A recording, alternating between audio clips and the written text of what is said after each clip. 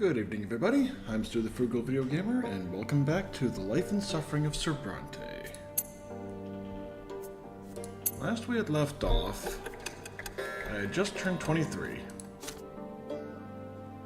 So I figured do it in like 3-year chunks. Should be about 2 hours each. Another day of work at the prefecture is winding down. After hours of paperwork, your fingers are cramped, your vision blurred. Today you must finish incorporating the new decrees of the Great Imperial Council into the Magran Code of Law. The document will then be sent to the Overseer. A knock at the door distracts you. Your visitor is someone you were not expecting to see. Meyer Egmont enters your office. He is the wealthiest man in Magra, the owner of several mines, and the leader of the wealthy commoners' party in the Lesser Quorum.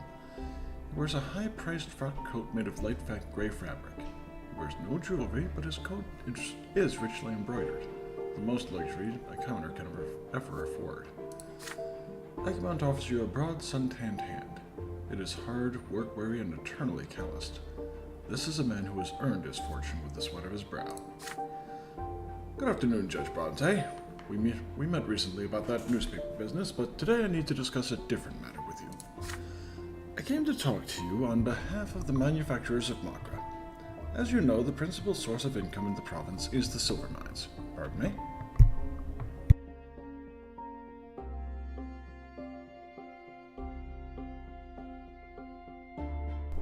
There we go. Needed a little more space on my mic. As you know, the principal source...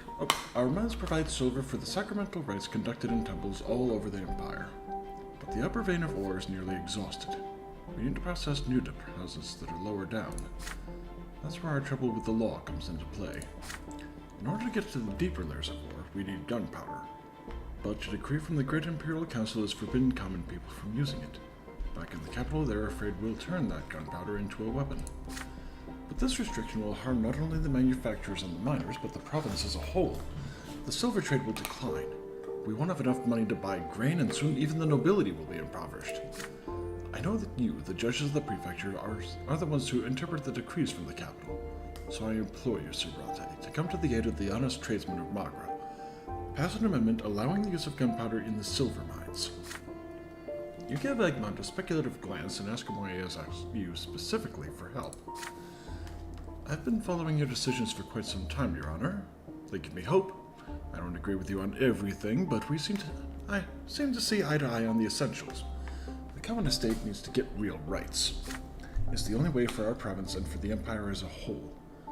Sure, Prefect Elborn is proclaimed as much himself, but unfortunately he's a nobleman of the sword first and foremost. He is bound by the blood tide, by the power of the Overseer and the Archnians, so all his undertakings are doomed to failure. If you, Sir Brante, truly care for the people, you need some powerful allies among the lowborn. Allies like me. Do this for me, and together we'll change the fate of Magra. Egmont extends his hands, open his eyes. Yeah, I'm a little doubtful. How about we enlist some of the nobility to maybe use the mine, You do not take Egmont's hand. You retort coldly that you will not tempt fate by making loopholes in a decree issued by the Great Imperial Council. The lowborn will have to muster their patience and humility to work and fulfill their lot. Let those preordained to rule make decisions about the use of gunpowder. That's a pity, Brante. You take after your grandfather. Your deeds used to indicate the opposite. I must have been mistaken. Well, do as you must. In a matter of years, you'll see our native province ruined. Farewell. Meyer Egmont stands up abruptly and leaves. You are left alone amidst heaps of imperial decrees.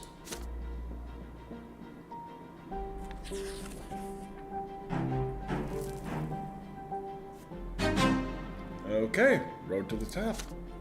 So thank God my daddy bailed me out. Your actions result in well-earned progress up the professional ladder.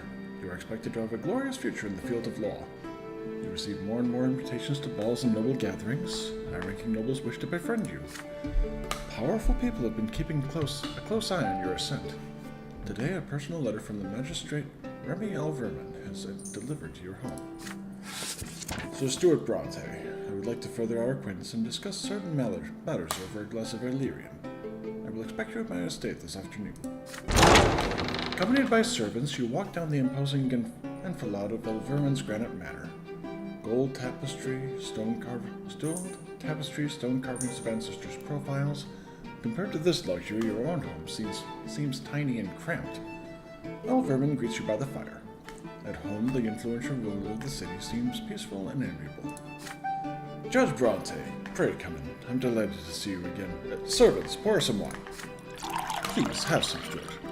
Though your most recent deeds call for much more than a glass of Illyrian. I'll be frank. After our first encounter, I had my doubts about your trustworthiness. But now you have proven by your actions that you have a future. You sip the wine. It is excellent, as expected. You calmly reply that you strive to serve the Empire and the Prefecture faithfully and in the manner you deem proper. I'm overjoyed to see that the younger generation honors our traditions and cares about the fate of our nation. We have that in common, you and I. Many see me as merely power-hungry. But why would power itself be of interest to me? My family is already powerful and wealthy. Its position is secure for many generations to come. No, my friend. I need power to save the city that has been entrusted to me for a grave threat. Take a look around. More and more insurgents are preparing a bloody uprising among the common folk. The new faith compels people to defy their lots. The foundation of the Empire has been shaken. What do you think? Will a new world be born from this? Those who hope to see this happen seem to have forgotten that our world was created in accordance with the twins' design, and we are already on the cusp of provoking their wrath. Elverman is becoming truly incensed. Apparently the fate of the Empire is not just a subject of idle chatter for him. You must understand, Brante. I've seen plenty of starry-eyed idealists yearning to change the world, and I know where those dreams lead. We have trespassed against the sacred order, and now we are on the verge of the wrath of the gods. I am a nobleman and a citizen of the Empire, and it is my duty to save this world from ruin. While the Overseer and the Archduke persist in their feudal squabble, the danger is growing. It's time to take matters into our own hands. I'm seeking allies, people who will stand by my side to protect the city and the Empire. I hope you have the courage to become one of us. Let me speak plainly. Prefect Elborn is, alas, among those who are dragging us toward our destruction. He aims to subject all the states to the tyranny of the law. He seems to have forgotten that the law must serve the good of the Empire and be a mainstay of order. But Elborn wishes to disrupt this order. He is pushing for the lowborn to gain power. What do you suppose will be the first thing they do once they get it? They'll take up arms and destroy this country. Elborn has doomed himself to a shameful fall. Meanwhile, the city needs someone at the helm of the prefecture who is bound by honor and concerned about the fate of the Empire. You can be that someone, Brante. You stare at your glass of wine, trying to hide your feelings. If you prove yourself worthy in the future, Sir Brante, I can promise you the post of the prefect of Marco. I hope you see it not only as a chance to elevate yourself, but also to make your mark on history. Side with me, and together we'll save Anazov from the uprising. If you remain Elborn's servant, you both will lose and fall together.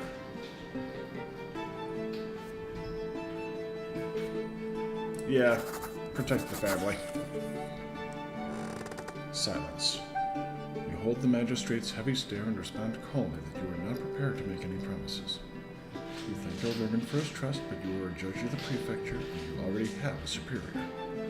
Elverman frowns, shakes his head disdainfully, and rises from his chair. I'm very sorry to hear that, Sir Brante. I had high hopes for you. We could have achieved so much together. Soon you'll see that you have chosen the wrong side.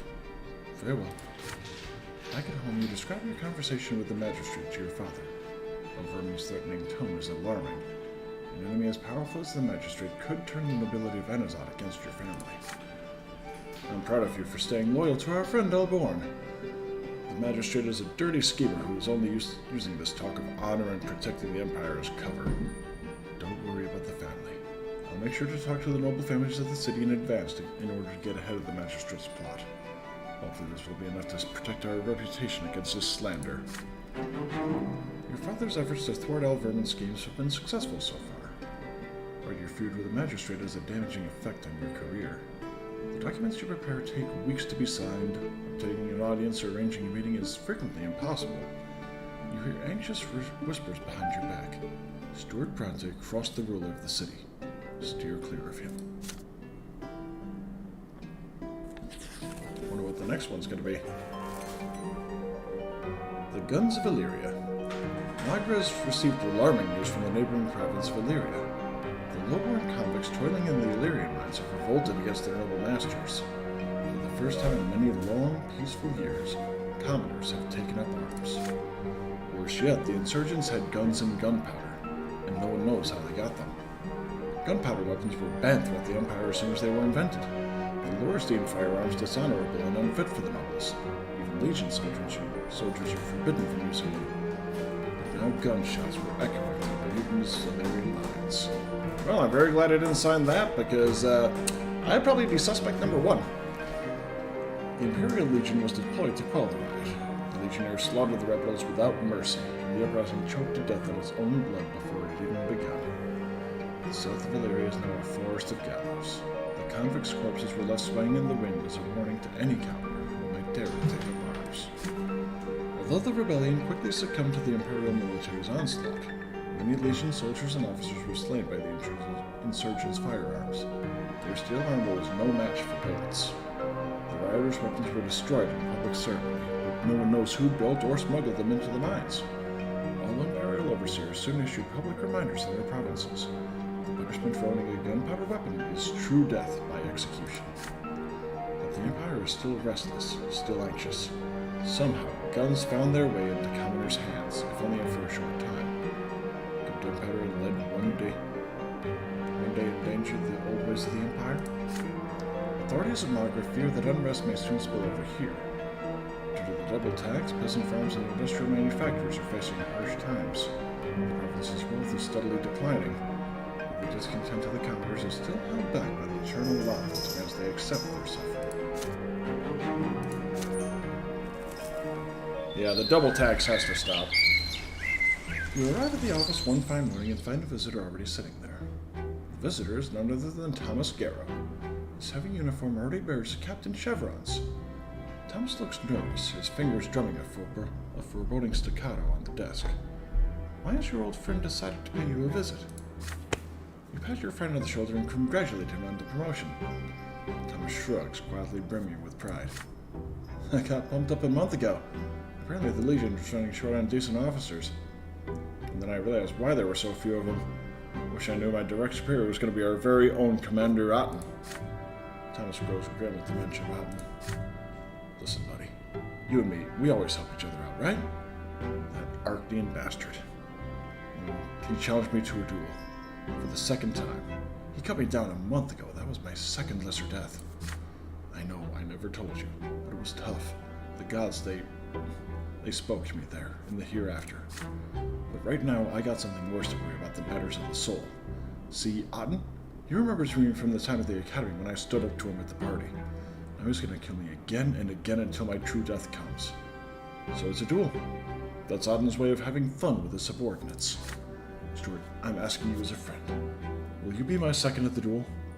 I know Prefect Elborn doesn't like any kind of sword fighting. It's one of the old traditions he wants to put a stop to.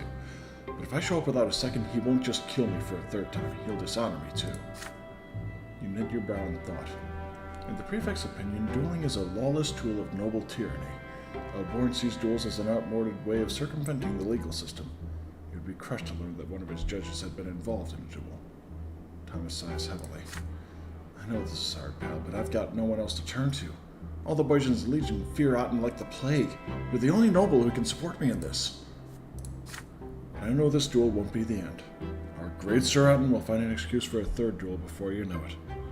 That'll be my last one for sure. Thomas rolls up the sleeve of his uniform.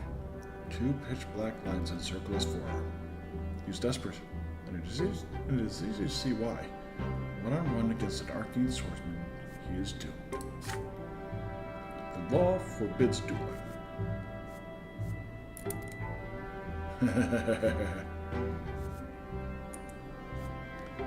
The law forbids dueling, but if you refuse to show Thomas your support through your presence, your friend's spirit will be broken before his body can even be killed. You recall the previous encounters with Otten in your youth. Is there a chance the distinguished Arcane still remembers you? If you go to him and speak in Thomas's defense, will he even bother to listen? Okay, you know what?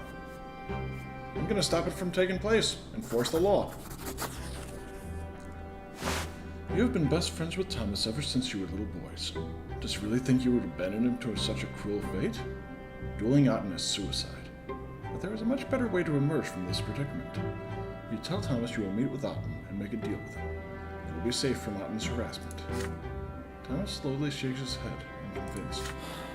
I'm happy you're so willing to help, buddy, but Otten, he isn't going to listen. Even Archneans say he's a loose cannon. You're just another human to him. You're not even a noble of the sword. You tell him Otten will surely remember you, especially since you got his attention on several occasions.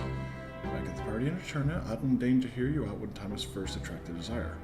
Surely you can do it again. You can try, Brante, but I'm going to prepare for the worst anyway. If Otten wants me dead, he's going to have me dead sooner or later. Either way, thank you for being on my side. Before you leave to seek an audience with the commander, you ask Thomas for more information. What was Otten's excuse for challenging him to a duel this time? Here's what happened. Otten told me to head to a nearby village with a squad of Legion soldiers. Solmina, it's called. The villagers refused to pay the Archduke's tax. Said they already paid the tax to Gaius Tempest's men. He's the overseer, so the law says the tax is his. So Otten told me and the lads to string up a couple of the rowdiest peasants and put their houses to the torch to teach the rest of them a lesson. So we went there, and let me tell you, buddy, I didn't join the Legion to start hanging people and burning villages. So we decided to have a word with the village elder first. The locals soon realized what was going on. Losing money is one thing, but losing a spared life is worse. They hemmed and hawed and finally found enough cash to pay Archduke Milanidas. Which means we came back to Anazot with nobody dead and all the money for the treasury. But then the commander summons me and claims I didn't follow his order. Which means I also slighted the honor of the noble Archnean who's my commander. So he challenged me to a duel. And you know what? I'm not the first Brante, and I'm not the last. Any officer in the Legion could end up like me. Otten does as he sees fit, with no plans to stop. He's a commander, he's a noble of the sword, he's an Archnean. We're just dirt under his boot. Who's gonna rein him in? The story over, Thomas leaves your office. Wasting no time, you head for the Magra Armory, the headquarters of the province's High Commander. You approach the ancient barracks built of ruddy red stone. Between those walls and the outside world stands a tall fence. The same fence encircles the field nearby. Ever since the old days of the Archnean Republic, this has been the training ground of the armed militia. It does not take you long to find Otten. He's in a square in front of the armory, inspecting the uniforms of lined-up Legion troops, looking intently for faults. Enter. Let's see. Oh, occupation, I think. Nope. Ah, there we are. Okay, I'm in the top tier of... Wow, 2 skills. So I need 2 more in eloquence and a few more in manipulation. Scheming, I'm absolutely bad in. Oh, okay, I have only died twice. For some reason I thought I had died 3 times. Captain, if I notice that even one of your 100 troops is not in compliance with the uniform code, I will take it as a personal insult. You don't wish to insult my honor, do you, Captain? The Legion captain in question stands before him. He promises to do his best, his voice shaking. Satisfied, Otten takes a seat and begins reading an essay on military strategy. You seize this opportune moment to approach the commander, tactfully draw attention, and introduce yourself. Brante. Oh, yes, aren't you the same young man my old servant girl Sophia got mixed up with? I wonder what happened to that little tart. So, you grew up to become a prefecture judge, I see. Not much of a step up from commoner, but I will grant you a bit of my time. What brings you here? You explain. You are here to petition for Captain Thomas Garrow. He will never reject a duel when his honor is on the line, but Sir Otten must surely realize that the duel will not be an even one. Would the esteemed High Commander of Magra be kind enough to choose a different officer for his exercise? Surely a swordmaster such as the esteemed Sir Otten can find no shortage of clumsy, low-born soldiers to duel. You think I don't know what I want, Brante? You think I can't decide for myself? That son of a whore Garrow had the nerve to disobey my orders. He insulted me, and I will not allow such a stain upon the honor of my family. You think your pitiful excuses will change this? You humbly ask the commander to show mercy to a man who was but a commoner a few years before. Show mercy, you say? Well then, I agree, but only on one condition. He must quit my legion immediately. I will strip him of his captain's rank and pay, and then he will leave and never show himself again, or that will be his final insult. If your pitiful friend is willing to throw away a noble title and end his days in poverty, and I have no desire to fight him. No Arcane would ever duel such lowly filth. Tell him to bring me his letter of resignation in person. Remember this, I granted you my time only because of all the pleasant memories of my Sophia. Do not expect me to hear you groveling again in the future. You and your family ought to consider whether scum such as Garrow is worth your trouble. It's time to break the news to Thomas. He looks very conflicted when he learns of the deal you have struck with Otten. Really? Otten agreed to let me leave the Legion? I can't believe he even bothered to hear you out. Does that mean I'm finally free from his harassment? Thank you, my friend. You've saved me from true death. But if I leave the Legion, what will I do then? That's the most humiliating thing there is. All the work I put into joining the military would be wasted. I'd have no job, no pay, and I'd never be a nobleman again. I have to think about this. But one way or another, you've bought me some time. And I still have 2 lives left. All thanks to you, buddy. Yep, still. Okay, he is now in hiding. I've got a feeling he's going to be part of the inevitable rebellion. The day after your meeting with Thomas, time slows to a crawl. As you examine one case after another, you cannot help but think back to your friend and his fate again and again. There's a knock at the door. Baron Elborn, the prefect, has decided to pay you a visit. I have a matter to discuss with you, Brante. Would you mind if we talk? It's getting a bit stuffy in here. Oh, take a walk. The prefect clearly wants to discuss something in private. You walk down the stairs together and leave the prefecture. Soon the two of you will walk down the noisy streets of the Dynasty Street. The wind is strong today, the gray sky mercifully overcast. The people around you are bartering, buying, and selling eagerly. The streets are full of craftsmen and factory workers. Merchant carts squeak as they roll down the streets. The head of the prefecture looks more weird than usual, most in thought as he observes the bustling street life around him. Brante, do you recall how we talked about the tyranny of the nobility in the province? Dorius Otten, the High Commander of Makra, is on a murderous spree.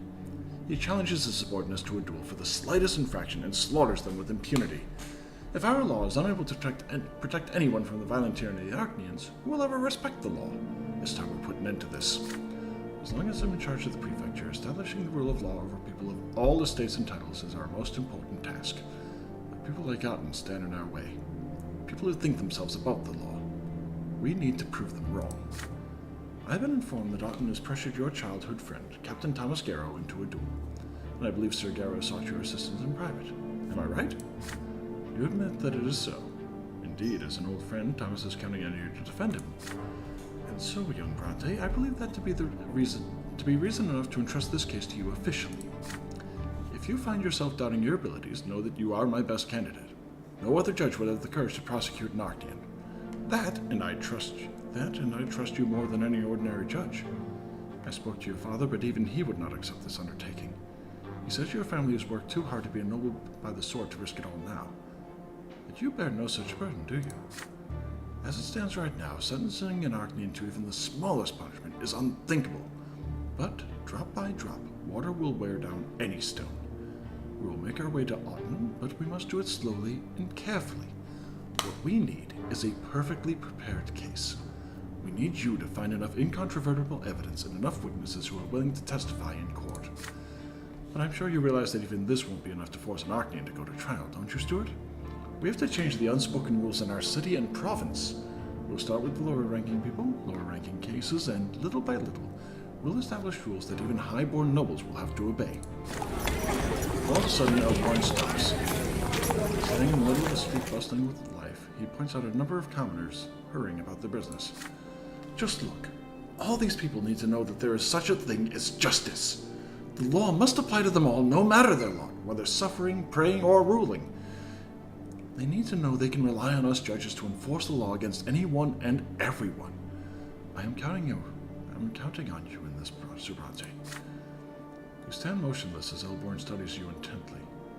From now on, from this moment forth, you will prosecute a case against the High Commander of Makra, a high-born Arcanian from an ancient dynasty.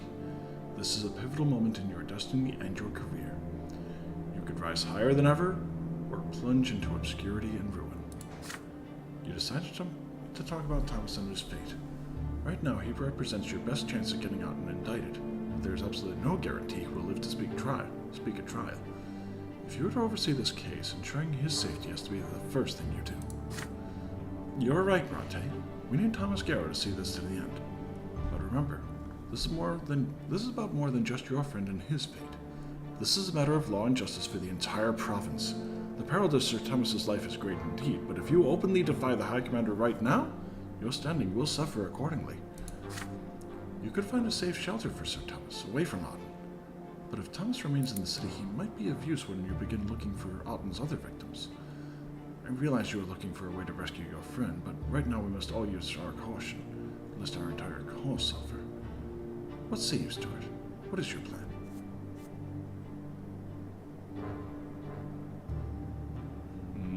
Nah.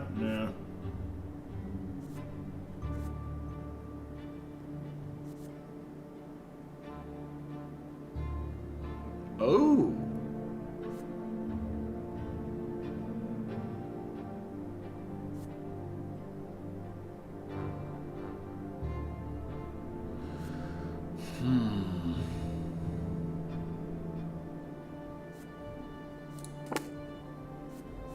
And household.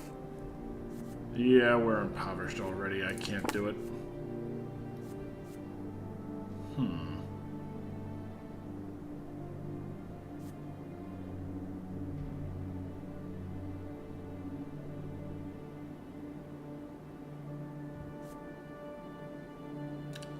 Actually, no. This is the best course of action. You inform the prefect that the safety of Thomas Garrow is already assured. You ask Auden to spare him. All that remains is for Thomas to submit his letter of resignation from the Legion and reject his officer's rank and noble title.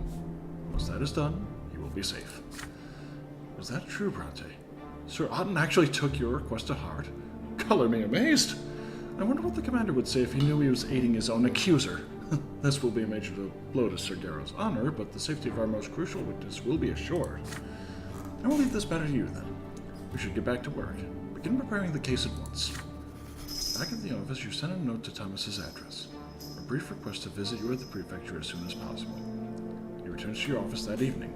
You have not seen him for just one day, but he looks a decade older. It pains you to see him so downcast. But you have news. Auden is well on his way toward being punished for his crimes. You are building a case against the High Commander of Magra, and Thomas absolutely has to participate in the trial as the main witness and tell the whole truth about the lawless tyranny of the haughty Arcanian. Upon hearing these words, Thomas stands tall again. You spy a wicked spark in his eyes, a glimmer familiar from the years when you both were young. My oh my, the Brante boy next door wants to put an Arcanian behind bars. Count me in, buddy. I'll bear witness, all right, and I'm gonna have myself a good rant about that high-born bastard. You ask your friend to pace himself for now. What Thomas needs right now is protection against Auden's harassment. You have struck a deal with the commander. It is crucial that Thomas accept this deal and leave the Legion.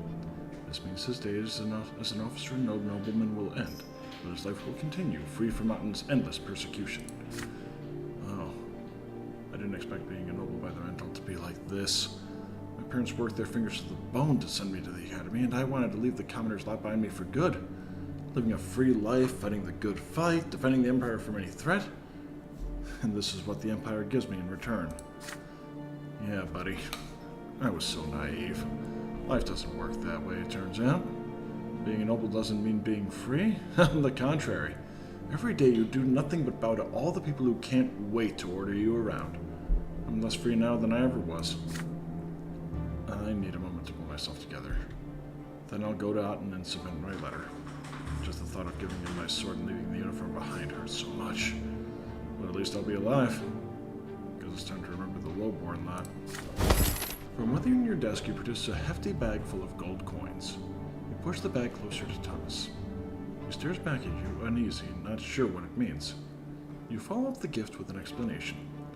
Losing his sword and title means losing his pay, but you would never abandon your friend in his hour of need. The contents of the bag should be enough for him to get a fresh start. You don't have to do that, but thank you. Thank you, my friend. I'll never forget what you've done for me. Whatever happens, you can count on me anytime. Inspired by your support, Thomas gets up from his seat and absentmindedly adjusts his sword. He notices this habit and chuckles sadly, then unbuckles the sword and leaves. Your friend's noble rank and title are forfeit, but his life is not. You're left alone in your office again. Alone with the case against the high-born Archnean who could annihilate you utterly with a single word. Yeah, I saw that coming. Thankfully, I'm not quite impoverished, but I am getting close. You have been entrusted with a case against the noble and influential Archnean, the High Commander of the province. He is accused of violence against his own legionnaires.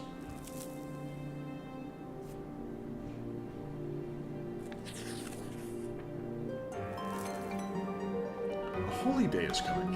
A day when the entire Empire thanks the twins for the silver tree, a sign they left behind as a reminder of their eternal presence in the world. This momentous occasion is especially important for Anazat, but the clergy cannot agree on how best to celebrate it. Father Leonard has called for all worshippers of the twins to approach the temple of the silver tree and kneel before the sacred relic. But the old clergy balks at the idea of Leonard and the new believers leading the ritual. The day has come. An immense crowd is moving in procession toward the temple near the silver tree where Father Leonard awaits. But an inquisitor by the name of Jean stands in their way. She strikes a defiant pose. Confronted by a member of the Holy Order of the Inquisition, the procession reluctantly stops. People, turn back! Those who attend Leonard's rite will succumb to the new faith. Those who reject the lost will defy their divine design. You're about to bring the wrath of the gods down upon us all. Open your eyes, go back to your homes and pray to the twins. The procession wants to move, but the people are confused. Until Father Leonard himself walks out of the temple to meet Jean face to face. People of Anazat, no one has the right to deny you the sacred ritual of worshipping at the tree. Not even the Inquisition. Is such a denial not more likely to provoke the wrath of the twins? The Inquisition must know that the new faith does not seek to challenge or defy the twins. We are merely trying to correct the mistakes of those who came before us. We do not anger the twins, we merely vex those who refuse to accept the dawn of a new age. Jean finds herself between a rock and a hard place. Seeing that she has no other choice, she lets the procession pass. The new faith's members have swelled of late. It cannot be stopped now.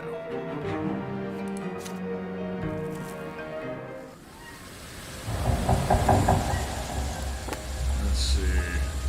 Okay, I've got one more before it is critical. Oh, same with the otter. So I've got to do anything to prevent dishonoring or impoverishing my family. Today is an important holiday. The entire Empire is celebrating the festival of the Silver Tree, which commemorates the parting gift of the twin gods, the divine sapling they planted in our immortal world, in the middle of Anazat. The families of the city spend the day in peace and quiet, contemplating the divine roots that join together all people, their bloodlines, and the entire Empire. Mother always oversees this holiday. The day before the festival, she seemed to have shaken off her usual apathy and engaged in the preparations with excitement. It was as though her illness has loosened its grip. Mother gathers the entire family for the holiday meal. Father is in high spirits today, sharing jokes with you and Nathan. Stefan is trying to suppress his atypical agitation. Gloria is the last to join you at the table. She is wearing new breeches with high stockings and a yellow vest. Gloria, you're wearing men's clothes again. No, Mother, I'm wearing clothes women are forbidden to wear. Father gives Gloria a stern look. Stefan rolls his eyes but says nothing.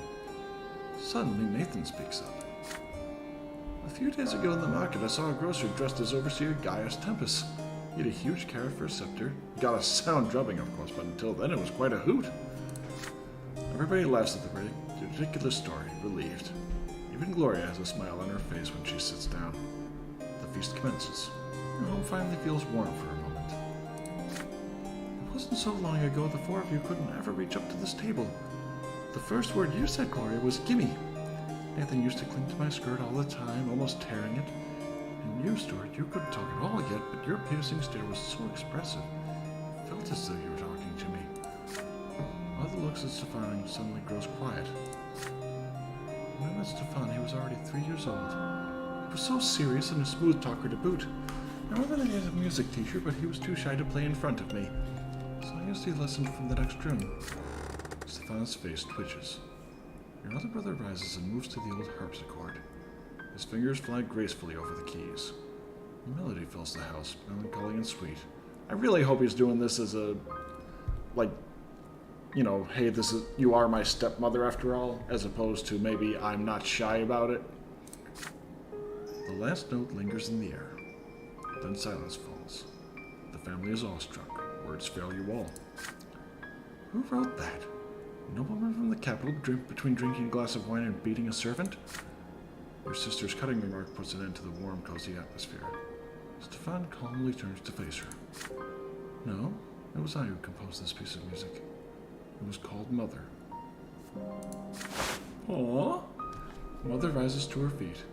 She would have needed help to do this just recently, but now she treads unassisted towards Stefan and draws him close. Stefan puts his arms around his stepmother's waist and detaches himself awkwardly. May the twin gods bless you, Lydia. Gloria considers this scene with thinly veiled fury in her eyes. Oh. Of course, highborn nobles like Stefan are made for the arts. They're the only ones lucky enough to have a soul and experience inspiration. Unlike us, the lowborn, we aren't supposed to feel anything but suffering, let alone express it in poetry. Everyone notices Gloria's clutching pages filled with writing. Her poems. Your sister...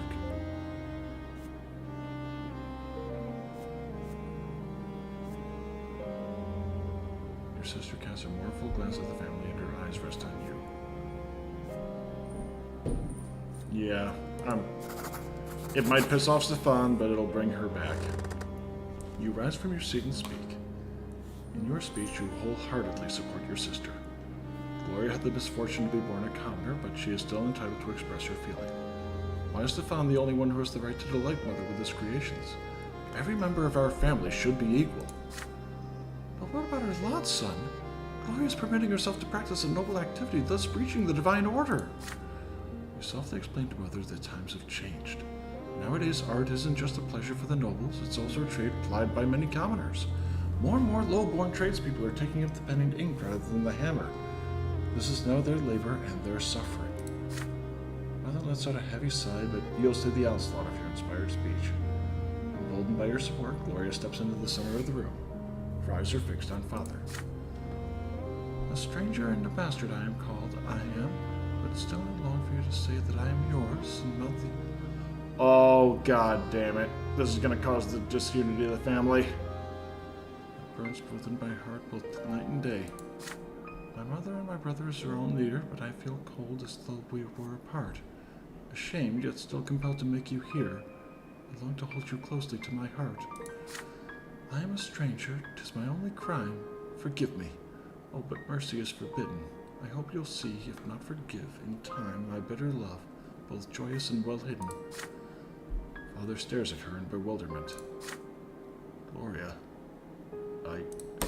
Stefan springs to his feet and leaves for his chambers, slamming the door behind him. I don't feel so well. Nathan's son, please help me to my room. Mother leaves the room, leaning on Nathan's arm. The celebration is cut short. Yep.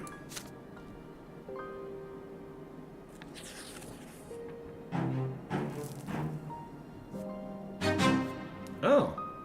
Okay, next rendezvous with Octavia. Octavia and you do not see each other very often. Sometimes, as the days wear on, you forget about your usual liaison. 1 second.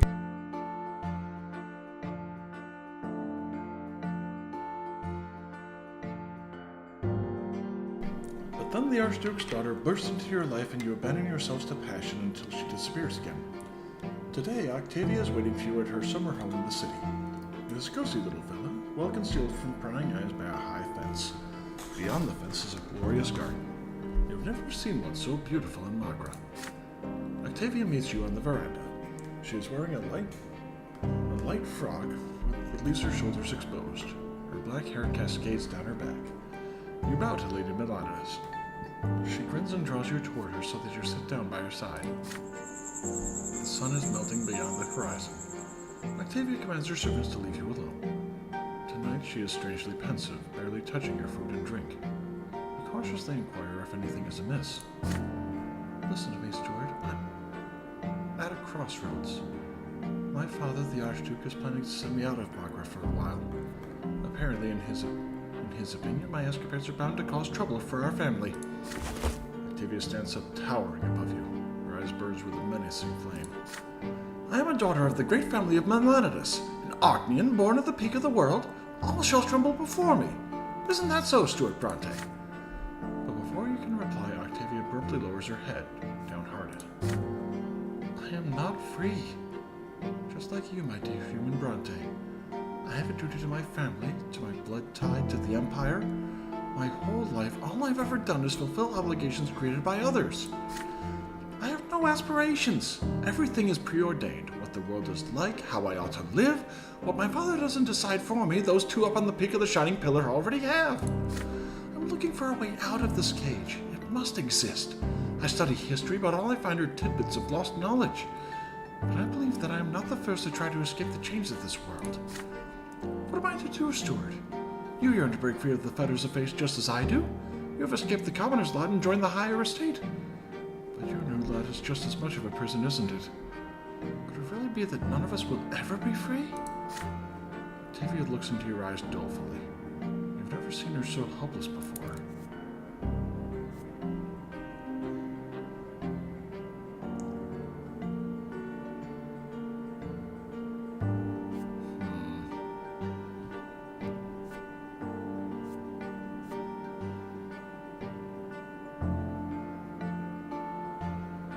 Jeez.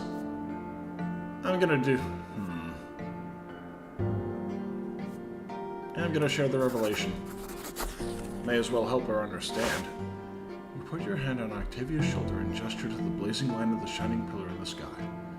Flashes of your childhood experience come back to you. What you felt then was the truth. It came to you from the heavens and poured straight into your soul. It needs neither proof nor prayer. And you share your truth with your beloved. Your existence is a gift from the twin gods. You are creations of their will. Yes, all people who live in this world lack freedom, if only because they were put into existence by the will of another. But this is also the most beautiful thing that could possibly exist. You are part of the god's design, so no one is ever lonely, lost, or empty. Yes, you comply with that design, but the design is a pure embodiment of the god's love for you. You have experienced it. You know it, because it is so. Octavia sneers and moves away from you. The way you describe it, this love of theirs is nothing but a violation. You're supposed to not just submit, but rejoice? You protest that it's violation only if you fight it, if you struggle. But why struggle? The twin gods use the design to let you into their world, to allow you to live in it, to think, feel, and understand. This in itself is a blessing. Any other world would have barriers of its own. So why not accept these? Octavia looks at the shining pillar thoughtfully. There is something to what you say. You experienced this revelation firsthand, and I didn't. To me, it all appears to be submission, as though I am a puny commoner at the feet of my master. Must I, Octavia Melanidas, submit and endure? No, I'll find another way. Anyway, that's enough theology for today. Put your arms around me, Stuart. I want to savor what I have now. Okay, awesome. Managed to get a couple more points in the eloquence. Okay, the next year has come. And I'll be right back. I need to get some fans going. It's a little toasty in here. After this, news from the capital quickly reaches every corner of the Empire. Jared and Flavius, the heirs to the throne, have left the Emperor's palace for the province of Monia, which is ruled by the Great Chancellor Aegerius Monroke. The Great Chancellor has accused the Emperor's court of harboring malefactors conspiring against the Imperial heirs. This is why he has offered them shelter and safety in his own impregnable citadel. The common people are particularly worried by the news.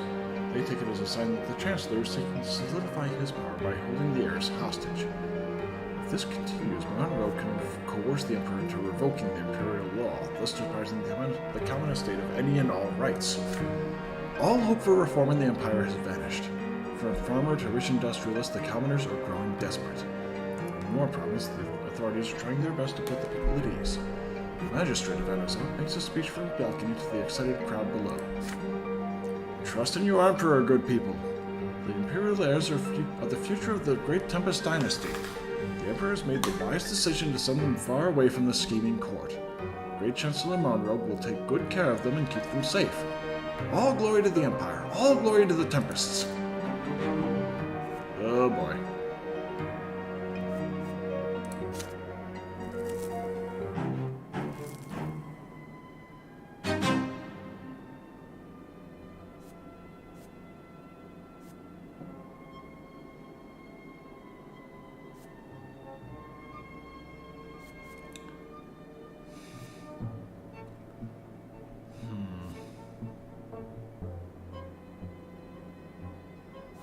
Thank fuck I didn't do that.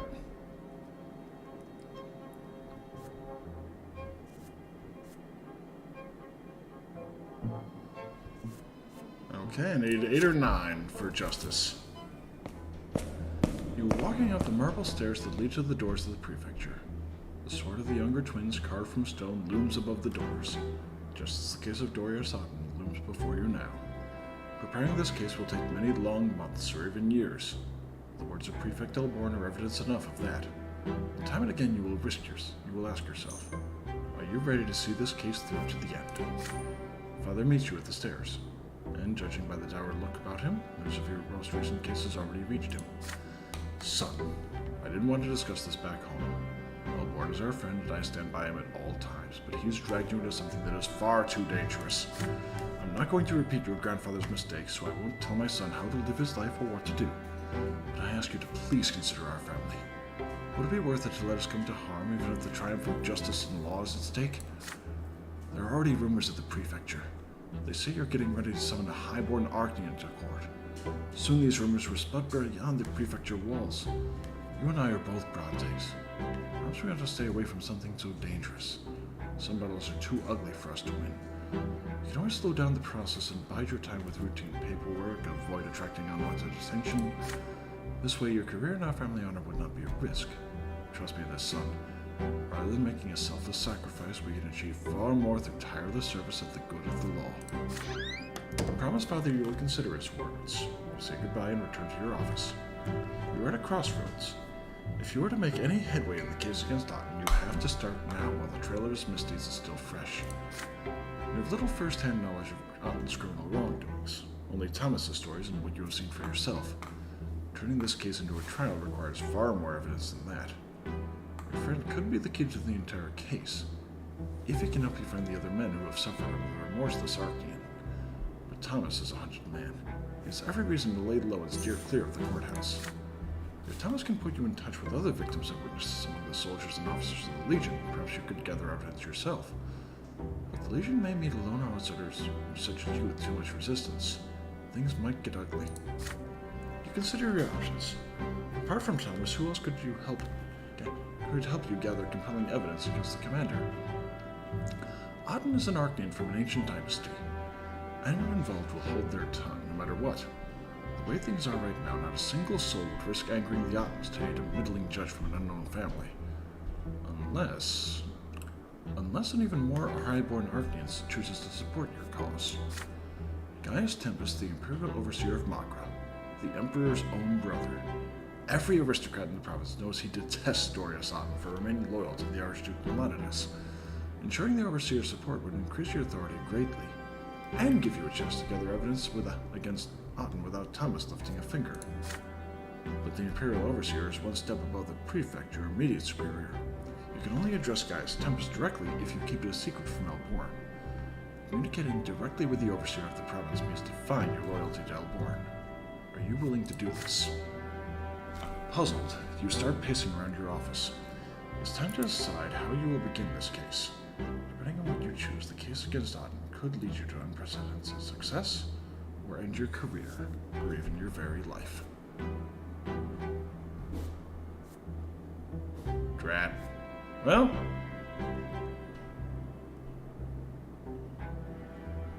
yeah, he's got a couple of true deaths. He's got a couple of deaths well, he's got one more death to go. Thomas is trying his best to keep out of Otten's way, but justice demands evidence, so he has to help you gather it. You send Thomas a request to meet with you, fully confident that your friend will not turn you away. Thomas takes almost just as you expected. Good lord, that was loud. You meet at one of his favorite taverns in the Brass District. Honestly, pal, I gotta be as quiet as a temple mouse right now, or else His Excellency might remember I exist. I guess there's no way around it if that's the only way to get the bastard. It's a deal, Stuart. I'll introduce you to all the Legion men I know. Down your glass and let's go. Together you visit a number of Legion officers who have already met a lesser death in a duel with Otten. All of them nobles of the mantle, ennobled only recently, young and full of potential to serve the good of the Empire. None of them are eager to speak of the duel. All of them are anxious to avoid getting challenged again. For many of them, another duel would be their last. You have to trust us, please. I suffered at his hands just like you, but I won't let him get away with it. Don't you want the Orkneys to stop threatening us with violence all the time? All of us? You? All the fresh recruits for the Legion? Judge Brante is going to see this through to the end. He's going to indict him. And Otten's Orkney ancestry isn't going to stand in his way. Thomas's fervor tips the scales. His surviving brothers-in-arms from the Legion finally agreed to have their statements committed to ink and paper. Their testimony paints a picture. There is a method to Otten's madness, you realize. All the officers disobey the commander at least once or express their disagreement, no matter how respectfully. More and more officers are starting to realize that Otten's loyalty lies with Archduke Leonidas and not his lawful superior, the Overseer, so more and more officers are getting challenged by Otten. Have Otten's duels gone beyond his passion for sword fighting? Are they just an excuse to eliminate any suspicion of his treason? The relatives of the officers who have met true death in a duel are the hardest to convince. Widows, mothers, fathers, they all say the same thing with the same grim expression. They have nothing to complain about, nothing can be done anymore, the officer met his death in the line of duty, and that is all. But Thomas is persistent, and eventually he persuades them to admit that their husbands and relatives all met their end at Otten's hands. In all those duels and deaths, you begin to notice a trend. None of them were sanctioned or monitored by the Court of Honor. Noble tradition demands that every sword fight be sanctioned by noble society and overseen by a representative of the Court of Honor. So Otten thinks himself above even the noble traditions of old. When all is done, you thank Thomas from the bottom of your heart. You would have never taken these statements without his aid. It's nothing. We're friends, aren't we? High time if someone put an end to his beastly behavior. I'll always be there to help you beat down that ugly blue freak. But I'd better lay low for now. If Otten hears of me snooping around with you and asking about his duels, it'll be curtains for me. The once thin folder against Otten grows fatter by the day as you write down every instance and incident, every name, every circumstance. One day, Prefect Elborn pays you a visit to see your progress firsthand. You've done great work, Brante. Commander Otten isn't even bothering to cover his tracks, I must say. This evidence alone would be enough to indict anyone. Anyone save for an Arcadian noble, sadly. So your work here is far from over. I see you realize that. The way things stand right now, summoning an Arcadian to trial in a court of law would indict us rather than him. It would be best to postpone the case for now, but keep the folder safe and secure. If we want to end... Yep. If we want to have any chance of getting him indicted in court, we need to make the nobles in the province recognize duels as acts of murder. This means defying a tradition of old, a road perilous and seldom traveled. It means enforcing the rule of law over the Amazon gentry. For now, Stuart Brante, return to your other duties and pay particular attention to any dueling incidents. We will take our next step against Sir Otten when the time is right.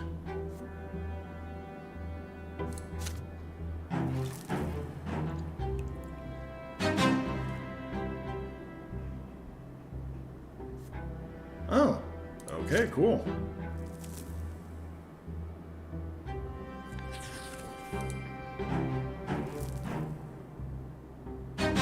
Stephan's Gambit. Okay, so it's greater than or equal to 1.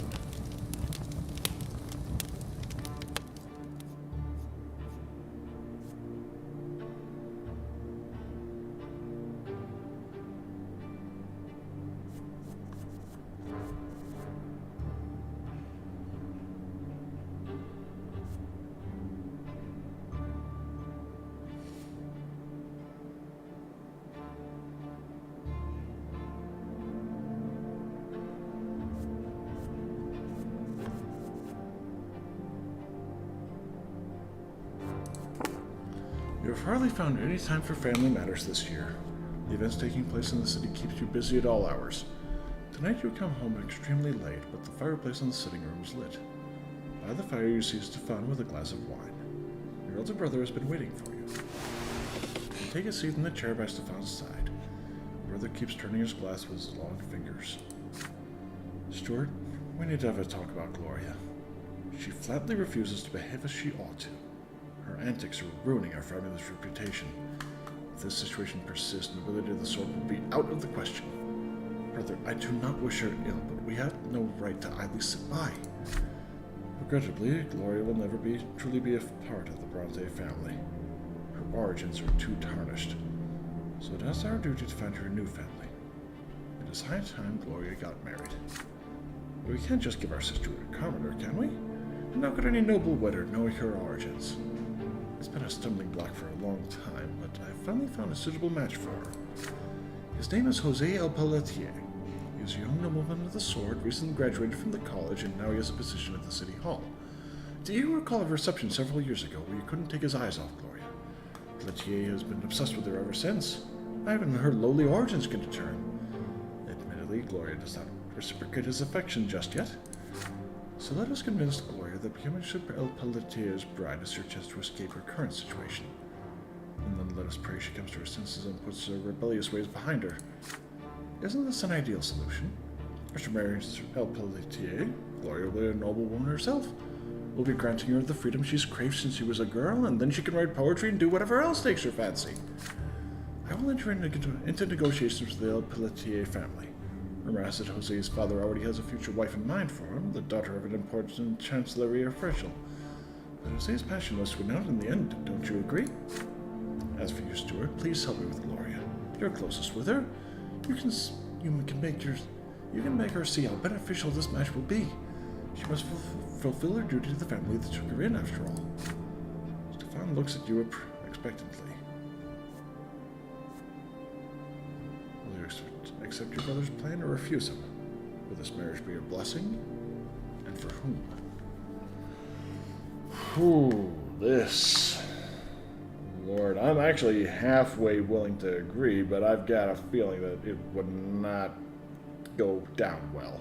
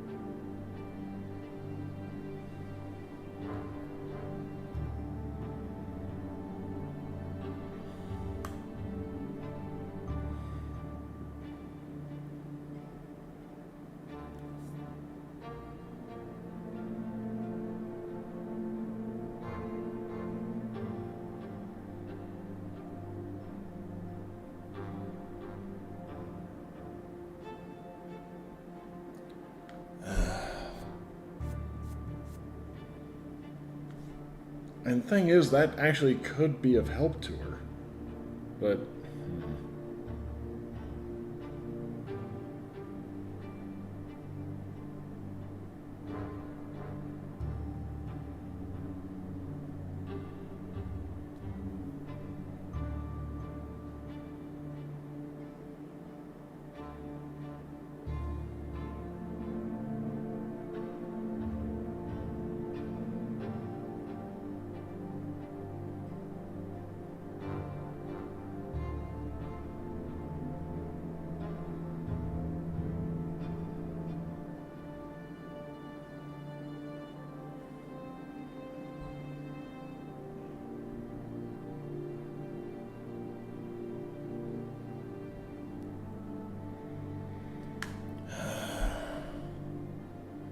problem is it's one of those where is passion the same as love?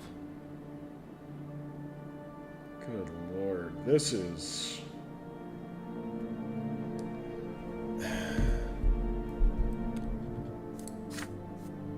Honestly, I think you might be right.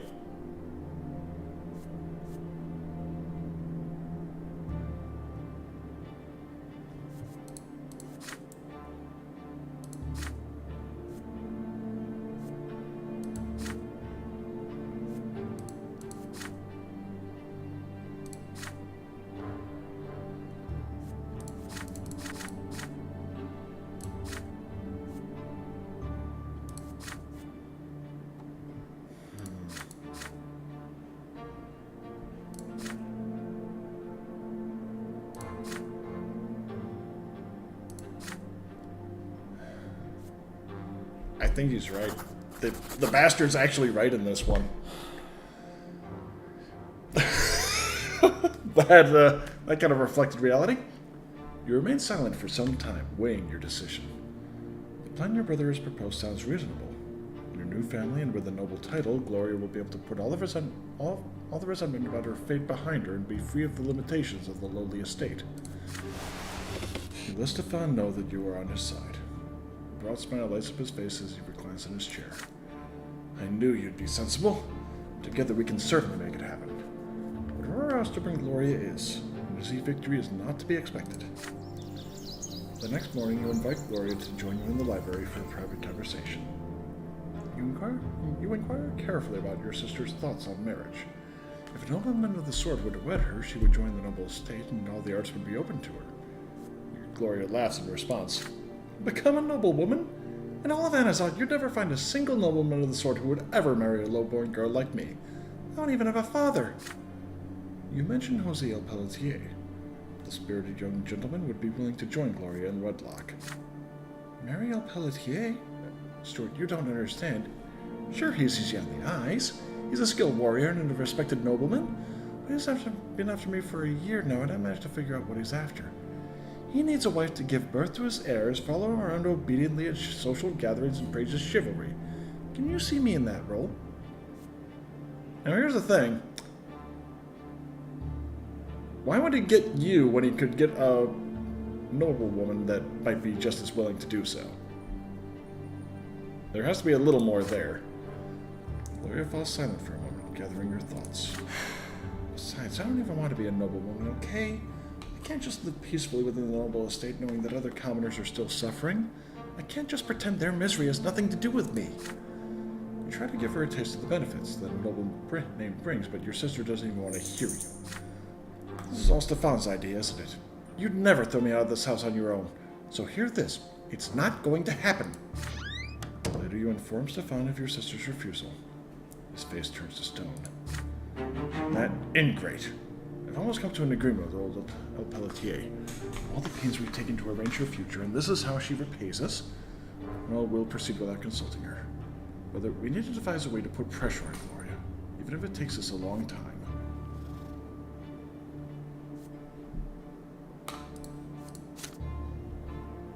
Huh, I'm surprised that Gloria didn't pop down at all. The sun is setting on a cold, windy day as you return from the prefecture. To your surprise, a messenger awaits you at the door with an urgent letter from Sir Alborn. You open the letter. Brante, there's an urgent case that I must entrust to you. We have just received a report of a secret society formed by young nobles. The Archduke's family may be involved. This concerns me. I suspect a possible plot to depose Overseer Tempest. Normally, the Secret Chancellery handles all such cases, but I'd rather investigate the rumors of the plot before there's any action. Preventing unnecessary bloodshed and disgrace would be prudent. We're to investigate this matter as soon as possible. The gendarmes tracked down a suspicious nobleman by the name of Alexis L. Lance. Based on his confession, a meeting of this society will be held tonight. Unfortunately, this is all we were able to learn from him. The Lance family is of too high standing for more thorough questioning. Fortunately, all members of the secret society wear masks when attending meetings. We have acquired Lance's personal mask and will ensure that he is late to the meeting. You should be able to impersonate him quite easily. We return to attend the meeting tonight and learn as much as possible about the secret society. This will allow us to foil a dangerous plot, or save many young people from the secret chancellery. The letter includes a delicate gilded mask of intricate workmanship. Fortunately, it fits your face perfectly. It seems your plans for tonight have changed. Following the prefect's instructions, you come at the appointed hour to an inconspicuous mansion on the edge of Anazat with a spacious yard and a tall fence around it. The gatekeepers bow and open the gate as soon as they see you. It seems the mask is enough to convince them you belong inside. Inside the yard, you see noble carriages, many more than you had expected. You are ushered into a dressing room of sorts. A change of clothes already awaits you inside. It is a curious garb. A square, flowing, sparkling cloth with clasps and cords to keep it from unwrapping. You've never seen anything like it. With this strange robe and the gilded mask over your normal clothes and face, you cannot help but feel rather silly. This attire feels positively unsuitable for any kind of plotting or scheming. Next, you proceed to a large room. The windows are covered in black cloth to keep prying eyes away, but you forget about it moments later. What seems to be a very strange performance is playing out before your very eyes. You hear droning, unfamiliar music coming seemingly from nowhere. You see candlelight dancing and glimmering. Ribbons of gold and silver are hung along the walls as decorations, and There are people, many people. Like you, they are dressed in flowing robes and delicate gilded masks with narrow slits for eyes. The people are talking. They stand unexpectedly close to one another, their hands on each other's shoulders. You approach one of the groups, hoping to overhear the subject of conversation, but you almost recoil when several arms reach out at once, attempting to grasp you tenderly by the shoulder. Steeling yourself, you put a hand on another person's forearm. The masked people seem friendly and genial. No one appears surprised by your insecurity. What the hell was that? Honey bun down. 1 second.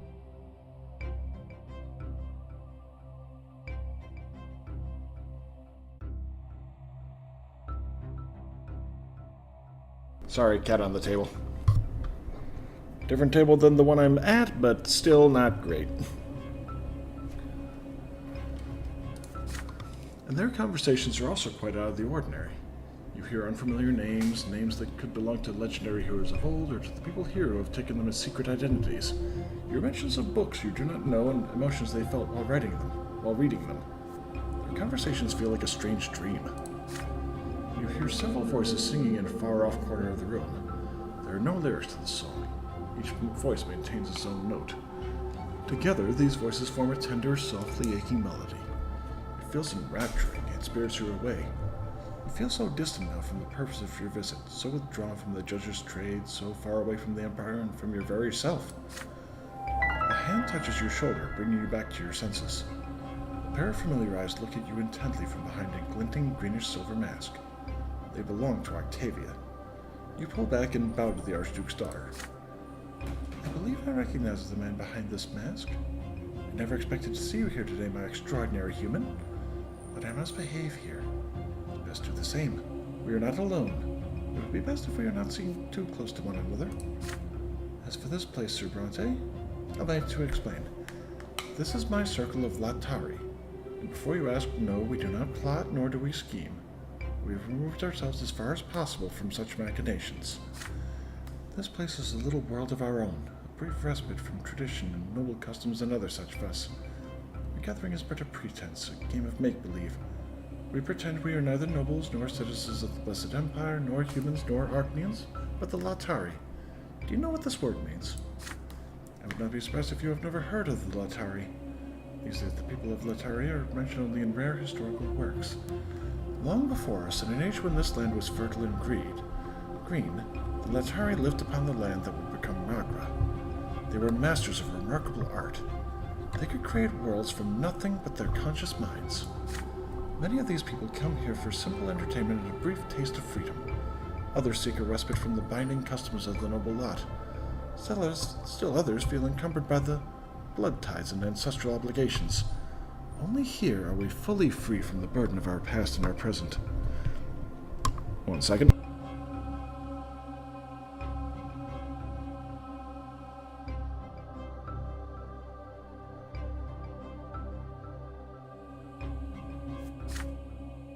Okay, that's better. Yet some among us seek more than brief moments of freedom. They are drawn here by a fascination with the Latari and their idea that our entire existence can be shaped by the mind alone. We strive to know the Latari people for ourselves. We strive to continue their teachings. We strive to become them. If we are able to master the art of shaping worlds from our own minds, we may yet break free of the trap that is this harsh existence. Surprised by this, you ask her why she is telling you this so openly. She knows that the rituals of extinct races are held in the same regard as magic and as punishable as such. In response to your question, Octavia suddenly takes off her golden mask and reveals a slight smile on her once hidden face. May your voice ne'er speak words of deceit. To great shame lies the path of untruth, or an Arcanian lies where a human denies. The Latari speak truly, forsooth. I'm not afraid. The truth of the Latari matters more to me than any persecution. You came here in secret and wearing a mask, which means the prefecture has taken an interest in my little gatherings. But I am confident we will describe this as an innocent club of young nobles and keep our fragile world from prying eyes and ears.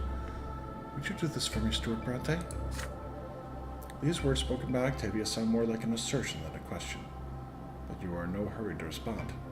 Your thoughts are tangled, lost amongst the echoing voices, fluid motions, and transcendent music. This gathering is in violation of the law, this you cannot deny.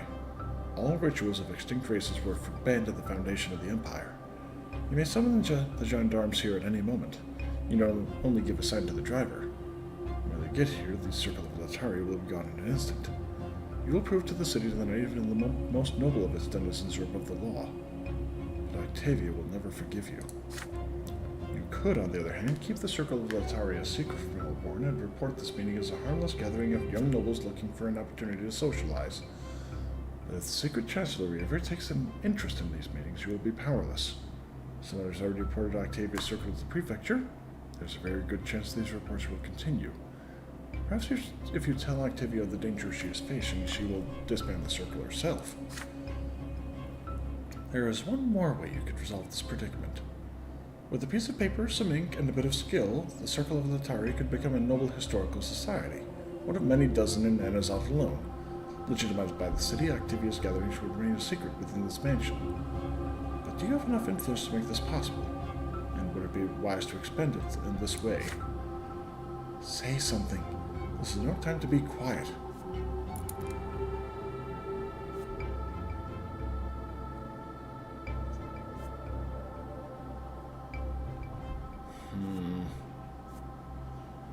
Yeah, I've got to convince her to disband it.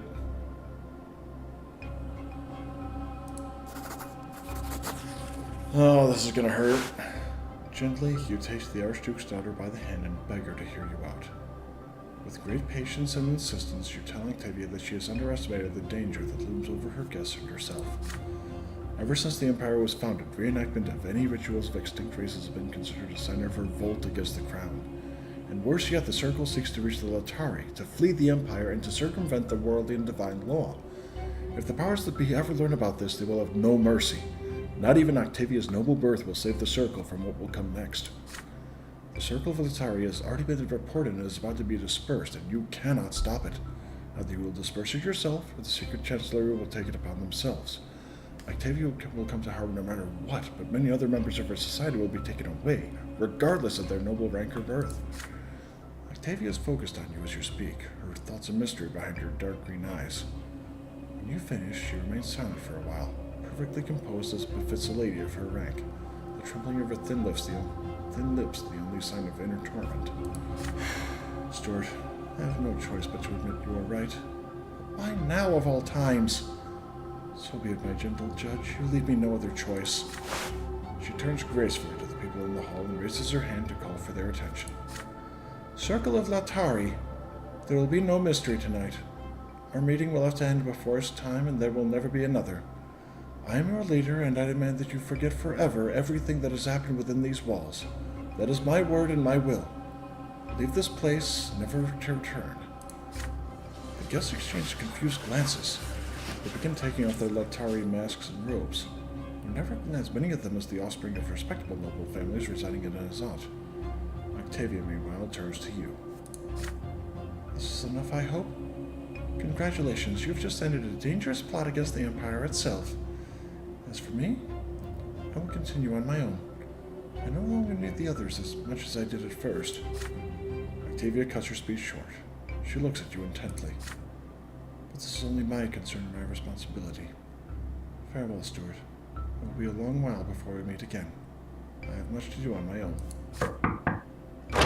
You report to Elborn the morning after that his concerns were well founded. A group of young nobles had founded a secret society that sought to reenact the rituals of long extinct races, but you convinced them to end their dangerous practices. Wisely done, Brante. Far better than taking on every powerful noble family at once. We'd never have been able to punish them all, but you managed to disperse their so-called circle at the very least. The common folk will now see that we aren't going to let younger nobles break the law. The age of equality under the law still remains distant, but thanks to you, justice has taken one step forward in Anazat. You cannot help but think of Octavia and those who followed her. They dared to reject their nature, lot, and birth in an attempt to become something else entirely. But in the Empire, there is no something else. As for Octavia herself, she has disappeared from your life for the foreseeable future. She seems to have vanished from the social circles of Anazat overnight.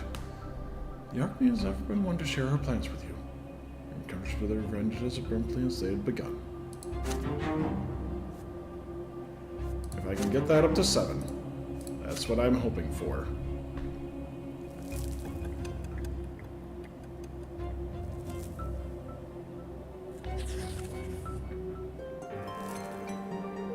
Rumors are running wild in Azat. People say that a mysterious clandestine society called the Last Straw holds the entirety of the city's seedy underbelly in its clutches, with men in safe houses all over Azat, plotting and scheming against the nobles and the rulers of the province.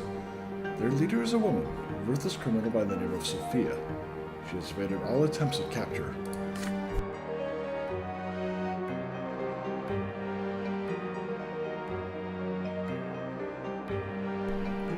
The common people both fear the Last Straw and sympathize with their cause. If the rumors are true, the city finally has someone who will stop at nothing to help the people claim their rights. But who would support this secret organization? And how did the insurgents manage to survive this long? No one in the city knows the answers. Magistrate L. Vermin must assuage the people's fears once again. The vile mutineers and heretics who call themselves the Last Straw will be caught and executed very soon, and anyone who has given them money and shelter will meet the same fate. The secret chancellery will make sure of that. But even facing a manhunt, the Last Straw still endures. Slowly but surely, the influence of this underground organization is spreading throughout the city. Oh boy.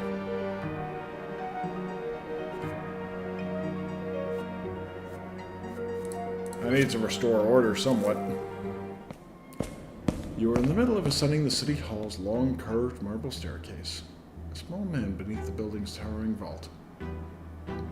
You were suddenly visited that night by messengers from Magistrate L. Vermin.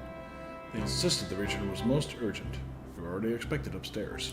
There is a deafening silence in the lavishly decorated corridors, your footsteps the only noise you can hear. Finally, you enter the spacious room that is the office of L. Vermin, a stately official of considerable age. You find him sitting in his comfortable chair of carved wood. He acknowledges your presence with a nod. However, the magistrate is not alone. By the window of the office stands a tall Arcane.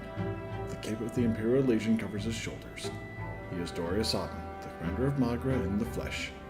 He does not even bother to turn around and look at you. The magistrate gestures to you formally, beckoning you closer. Judge Brante, you have come at last. Sir Auden has been eagerly awaiting your arrival. You see, the commander has learned about a litigation being prepared against him at the prefecture. He demanded that an end be put to these machinations at once, and I humbly offered him my assistance. Slowly, Auden turns to face you. He eyes you with cold contempt. Brante, you again. So you have been chosen to oversee this so-called case against me. I don't envy you. I will be brief. I will not stand idly by in the face of slander and baseless accusations. Give me your word and honor as a nobleman that you will do everything in your power to put a stop to this litigation. Only then will you be free to leave. I will treat any other answer as an insult against my noble lineage, and let it be known that Sir L. Vermin holds many positions, such as the chairman's seat at the Court of Honor, which means that any insult will soon be followed by a legitimate duel of honor. I'm sure you know full well how others have fared in duels against me. Auden turns toward the window before you say anything, as if your answer has already been heard. Magistrate L. Vermin watches Auden and you silently with a mysterious smirk. You stand before the two lords of the city, a young man only recently ennobled by the mantle. Any word that leaves your lips now will affect your fate. Ooh. I'm gonna retaliate. Because fuck this guy. If Auden challenges you to a duel, a lesser death is certain.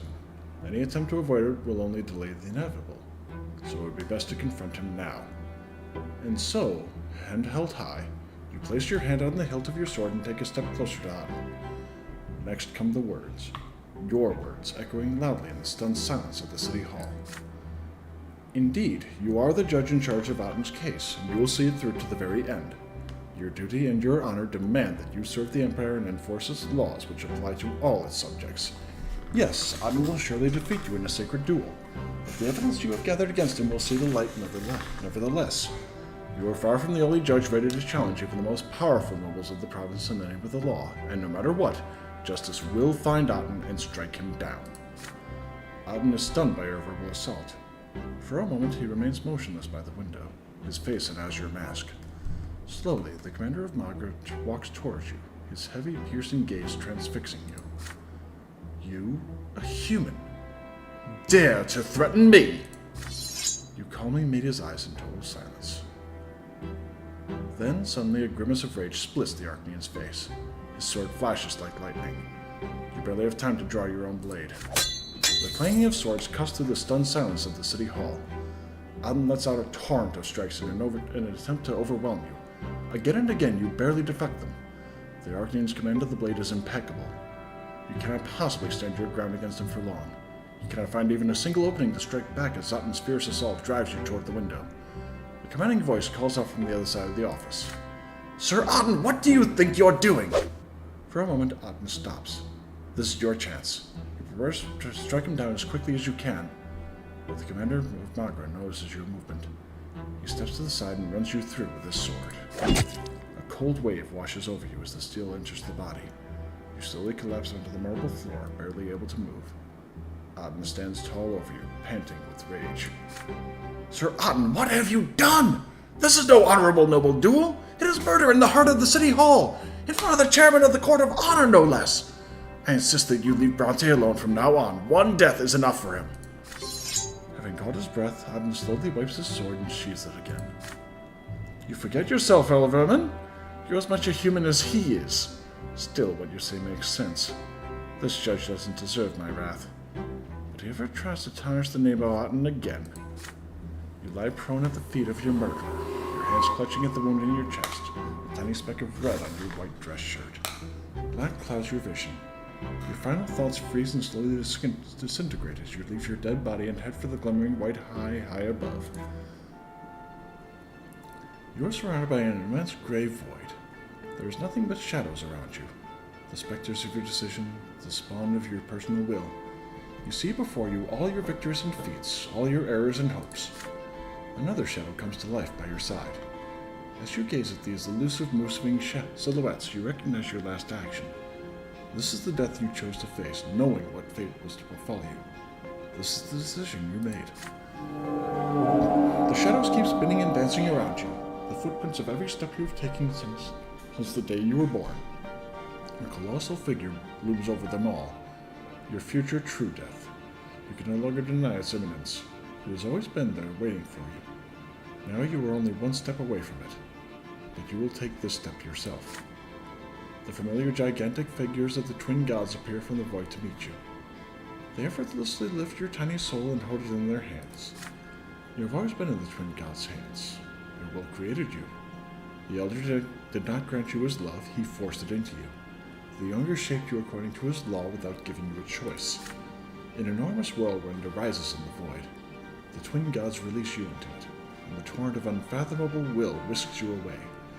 You are merely a minuscule particle of this universal tide. This will is the sole determiner of all events, past, present, and future. Your puny actions and choices are nothing in the face of the force this torrent harbors. You whirl in the cosmic vortex of the twin god's will until it casts you out. You careen back down to your earthly life. It is only now that you regain your ability to act. You see all the wills of the universe intertwined in a perpetual struggle against one another. Which will you follow?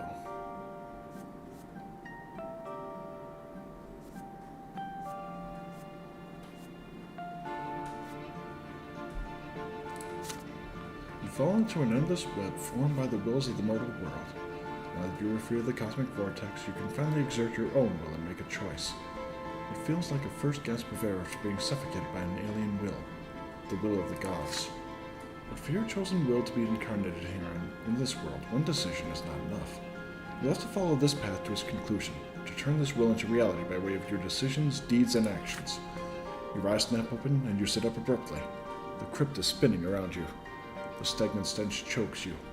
You got out. You succeeded in preserving yourself against the whirlwind that was tearing you asunder. The will of the twin gods have commanded you to continue your existence. You feel the urge to fall flat on your back and cackle madly. You are back. You come to your senses atop the stone slab of your family crypt. For a while you do not move, slowly getting acquainted with your body born new. Your mother's somber silhouette stands above you, bowed in prayer. You hear her quiet, meek voice just as you did as a child. At last you're back with us, Stuart. My son, it pains so much to watch you sacrifice yourself so, all for the sake of your trade and your honor. You have 4 lives in this world by the twins' grace, each a precious gift. If cast away the lowly lot of suffering, so I beg you, do not seek it anew. Steer clear of pains and wounds and death. Your father appears in the doorway of the crypt. He comes closer and bows to you respectfully. Son, the entire city is talking about you and your sword fight with Aten. Even the highest aristocracy believes the commander of Maghreb deserves all the blame for assaulting you without challenging you to a duel, while you acted like a true nobleman and defended the honor of the Brante name. You suffered a lesser death through no fault of your own. You leave the family crypt with a heavy heart. You have resisted Aten. He will not be clashing with you directly anytime soon, but his sword will continue to loom over you until his case comes to an end.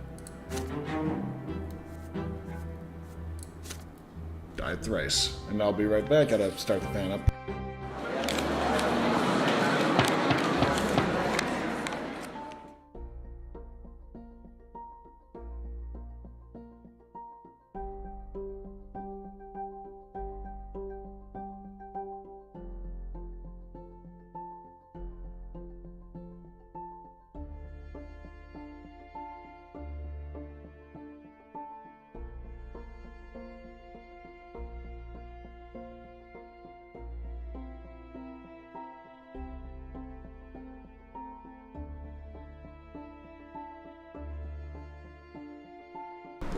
Aten's case still looms over you, a burden and a threat.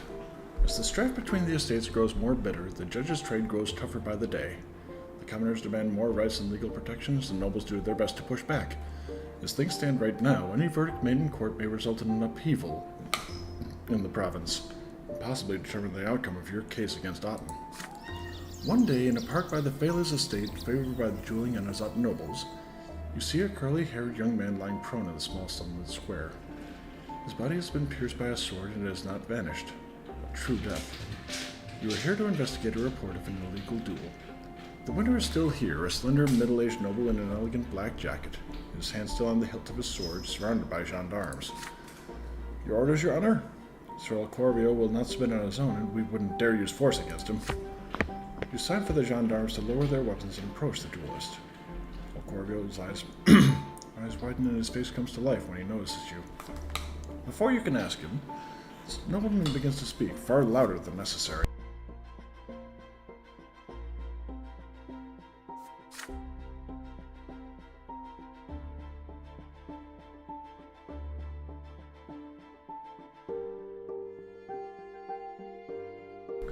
It was a duel sanctioned by the Court of Honor, that is all.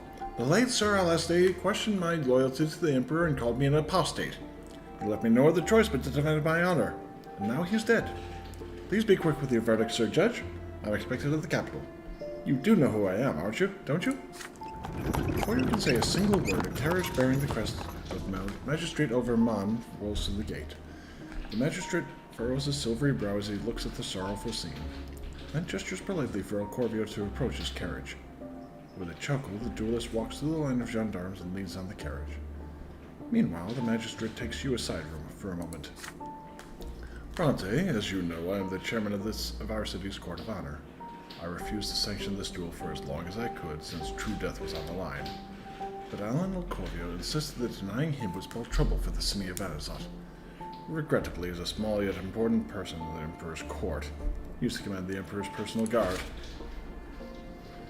I realize that you must mete out justice as your duty demands, but remember, rules of honor are one of the cornerstones of imperial tradition, one of the pillars that support the twins' divine vision for the Empire. You have the authority to punish Alcorvio, but be careful. You might make a dangerous enemy both for yourself and for all the nobles of Anazat. That fool Aleste didn't know this, and now he's lying there before us. It would be wise to not to repeat his mistake. The magistrate of Anazat glances round and continues in a hushed tone. Brante, this situation is far from ordinary. If the fate of your city means anything to you, it would be best to let Alcorvio go without a trial. Anazat doesn't need any trouble from the capital, and the Alestes are not as strong as they used to be. They'll get through it. You may find him if you wish. Alcorvio will pay it and move on, and justice will be done, at least to some extent. However, if you can defuse the matter entirely, you'll earn the favor of all the aristocracy of Anazat, and I'll personally see to it you get a swift promotion. Deep in thought, you gaze upon the body of the dead duelist and the long shadow of Alcorvio. Ooh.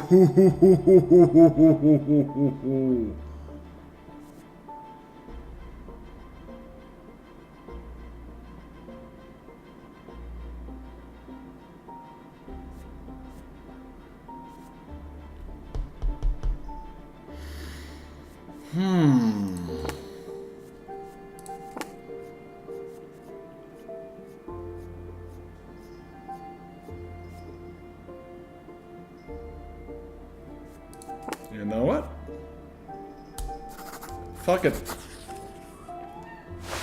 You shake your head dispassionately. Enunciating every word with perfect precision, you explain the situation to Vermin. A murder in a duel is still a murder, and the punishment for murder is execution. You do not have the right to distort the law. Courts of honor are hoary relics of the past, left over from an age when nobles had no law above them. But times have changed. The court of honor ought to remain in the past. The magistrate begins boiling with rage. Banning the court of honor? You out of your mind, Brante? The court of honor is a tradition older than the empire itself. If you try to strike at us, you will regret it tenfold. Who do you think you are? You're no one. It seems Vermin is not aware that you have friends in very high places, you tell him in turn. El Corviel will stand trial, and the court of honor will be banned. The magistrate dashes to El Corviel, fuming with fury. Sir Corviel, this is a terrible misunderstanding. I'll do everything I can to right this wrong, but these good sirs mean to have you arrested. You give the gendarmes a firm order. Seize the murderer's sword, shackle him, and take him to the prefecture.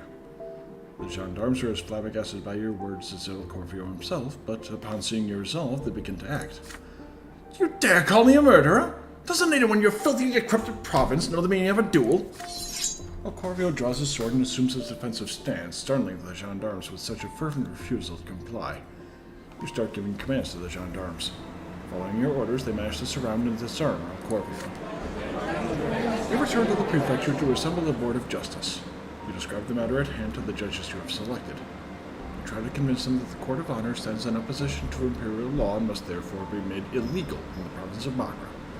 After a long debate filled with warnings against this shocking measure, your insistence, and your influence in the city, eventually win the Board of Judges over to your side. The morning after, you present the new order to the prefect to be signed. Elborn stares at you with genuine respect in his eyes. Abolishing the Court of Honor is most brazen, Brante, if not outright absurd. But this is the only way we can really change things. Judge Brante, prepare to weather a hailstorm when this commences. I shall do my best to protect you, but I am not all-powerful. I'm glad to see I was right to put my trust in you. El Corviel is found guilty.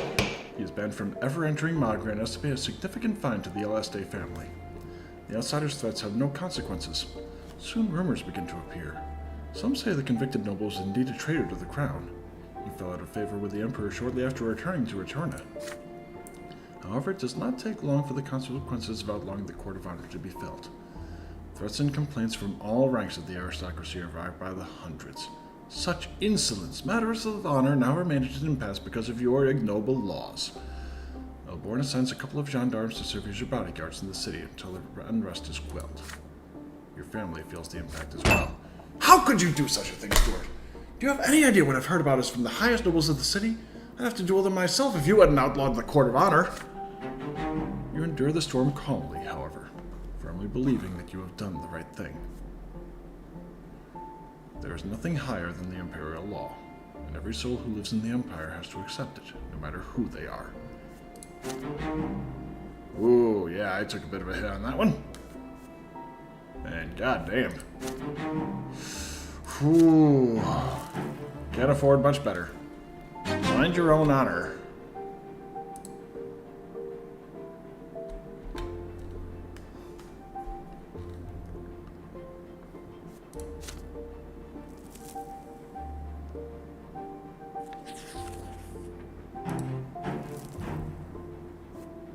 Debacle in the shop.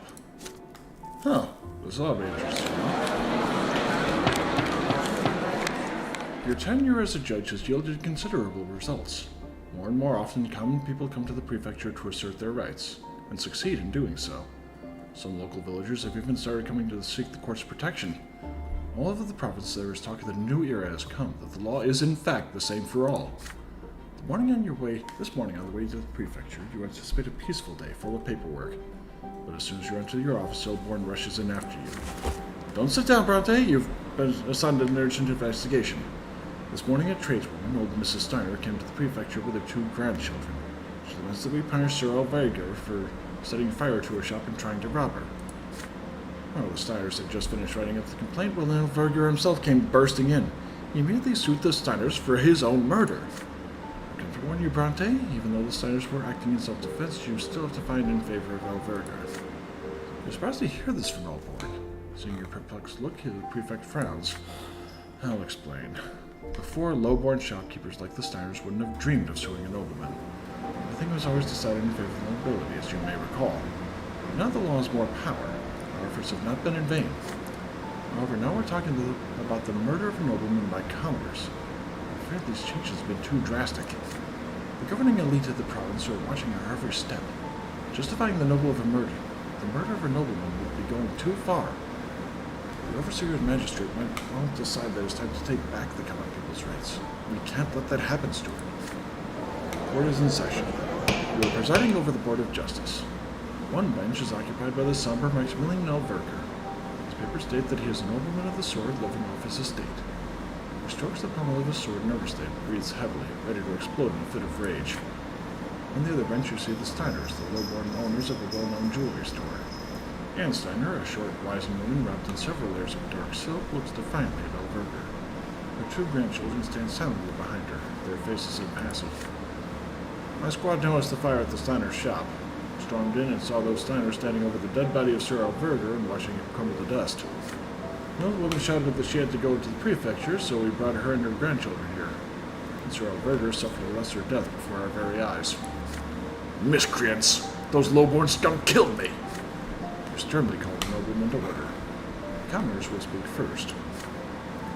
Sir Elverger showed up at our shop at dawn and started banging on the door. We opened despite him being completely drunk, scarcely able to stand on his feet. He demanded to see our pearls. Well, what could I do? I showed them to him. Then he started sweeping our pearls right into his own pockets. I told him those pearls are not free, sir, but he draws his sword. I'm a nobleman, he says. Everything should be free for me, such as your lot. Your lot has worked for me. Well, I explained that the pearls cost 20 coins, so he takes a lit lamp and smashes it on the floor. And then he charges me with the sword. My grandchildren came to my rescue. They went and pushed him. They used no weapon, naturally. Sir Elverger hit his temple against the showcase and fell. I came to see how he was, but he was already dying. We didn't kill him, his own anger did. So I didn't come here to confess to murder, but to ask you, Your Honor, to protect our family against this bloodsucker. We had a hard time putting the fire in the shop out after what that rascal did. You ungrateful old hag! You should have been delighted that I was taking your pearls. All of high society would have seen them. You're a blasphemer, too, not knowing your lot. The lowborn must not contradict us nobles. It's forbidden. I know my lot. I'm supposed to command. So I'm in my right when I take what I want from the rabble, and His Honor the Judge will agree with me. Your Honor, I appeal to you, one nobleman to another. It's simply an outrage for this rabble to behave like this. Those little shopkeepers took my first life from me. Me, the heir to the Elverger legacy. I demand that these Steiners be hanged at once, or burned at the stake since they follow the heresy of Fotis. Only the heretics deny their lot. There's commotion in the courtroom. Those who came to support the Steiners are infuriated by the nobleman's words. Elverger's noble friends frantically demand that the lowborn be silenced. They call them to court to order, but to no avail. The room will not calm down until you deliver your verdict. You rub your temples. If you manage to acquit the old lady, it will set a precedent for the entire empire. The lowborn have never had the right to defend themselves with force against one another, let alone nobles. You have increased the influence of the prefecture on your side. You could even try to legalize the right of the common people of Margaret to defend their lives. Such a daring move will not succeed without the support of powerful people. Remember Elborn's warning. What would the... Yeah.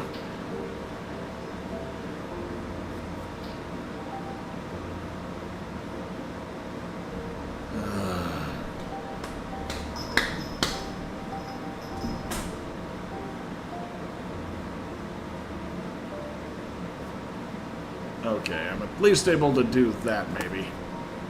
But I am a little curious. Tarnished honor. Fuck. My family would go into disgrace if I don't.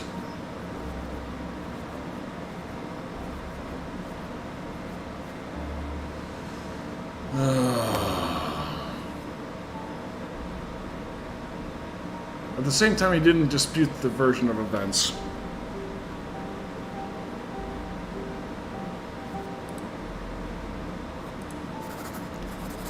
Oh, this is gonna hurt. You rise, cutting off the racket in the room and picking your speech. You gesture passionately, putting all your faith in the power of justice into every word you utter. You have heard both parties and are ready to deliver your verdict. However much Elverger may cling to the lots, he is not in a church. He is in a court of law, and this court's duty is to judge all the estates and decide all cases fairly. This case is of a nobleman who believes he has the right to rob and murder commoners as he sees fit. The Steiners are completely innocent. They were merely defending themselves against Elverger's assault. They are free to go. On pain of punishment, Elverger must not persecute these people further or make any attempt on their property. The courtroom is stunned by your decision. For a few moments, everyone is frozen, unable to believe that you have just acquitted the killers of noblemen. Then the common folk burst into cheers. The guards escort the enraged Elverger out of the room by force. Flummoxed, the Steiners talk over each other in their haste to thank you. The other judges stare at you in horror. The trial is over. Well then, Brante, it's a shame you didn't follow my advice. Well, the Lordborn have nothing to stop them from taking up arms. Oh, shit. Yeah, he might be right. I need to get the justice down a little bit.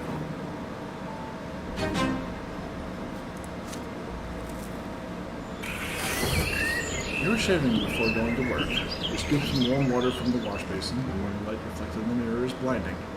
The servant rushes in with an urgent letter, or rather a crumpled note. It says it's from a childhood friend of yours. You flinch involuntarily. A nasty cut appears on your cheek. Cute. Stuart, I'm in trouble. Hudden knows that I helped you. He has finally decided to get rid of me. His henchmen are on my trail already. They'll find me no matter how well I hide. I have time, Brante. If you can, for the sake of our old friendship, help me out of this mess. Somehow. If Hudden finds me, I'll be off to the Shining Pillar. I'll let it rise. My friend Thomas. You should have one more life left.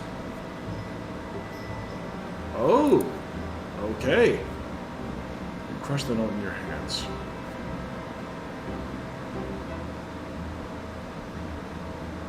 Blood runs down your cheek. Your old friend is in danger because he helped you with the case against Otten. If you don't interfere, Thomas Garrow will be doomed. Obviously defending him. You failed to protect Thomas from Otten's revenge last time. You will not fail him again. You crumple up the note, pick up your sword, and rush to help your friend. You know where Thomas has been trying to hide recently. The ruined palace of Charmelanidas, where you used to raise children. You get there just in time. You hear a familiar voice coming from the ruins of an ancient bathhouse. Quit hiding, you bastards! You won't take me without spilling some blood of your own. You follow the cry. In the middle of the old bathhouse, you see Thomas. Dirty, his hair overgrown, a sword clutched in his hand. 5 men, inconspicuously dressed in coarse clothing and wielding various weapons, are slowly closing in on them. They all freeze, stunned by your unexpected appearance. What took you so long, Brante? You hear intense joy in his voice. You rush to Thomas's side. Back to back, you start the fight. You're more skilled than Otten's henchmen, but they outnumber you. You're not the around you, but the fight is still a tough one. You succeed in wounding one of the enemies in the leg and force him to drop out of the battle. With a huge bruise, you are swinging a club wildly, and all you can do is dodge. You're quickly becoming exhausted. Thomas keeps pace with you. He performs a masterful counterattack against one of the enemies and skewers him with his sword. Unfortunately, his weapon becomes stuck in the enemy's body. You will not be able to dodge the other assailant. With a swift turn, you put yourself in the line of fire and catch the blade with your glove. You steer the tip away from Thomas, then run your sword through the thug's stomach with a quick thrust. Your triumph is short-lived. You momentarily lose track of the big fellow, and he lands a heavy blow on your back. Your ribs crack. You're thrown several feet away. The thug swings the bloody club again. Thomas hurries to help you. Die, you bastard! Everything turns red. You lie motionless and listen as the fight continues. Several shrieks of agony announce that it is over. Thomas leans over you. An incongruous smile flickers across his face. Hey, Brante, I just asked you to help, not to die in my place. Your old friend's stupid joke is the last thing you hear. Thomas's face and the rest of the world dissolves in the white light. Oh, shit. As you soar towards the shining pillar, you take one last glance down. Huh.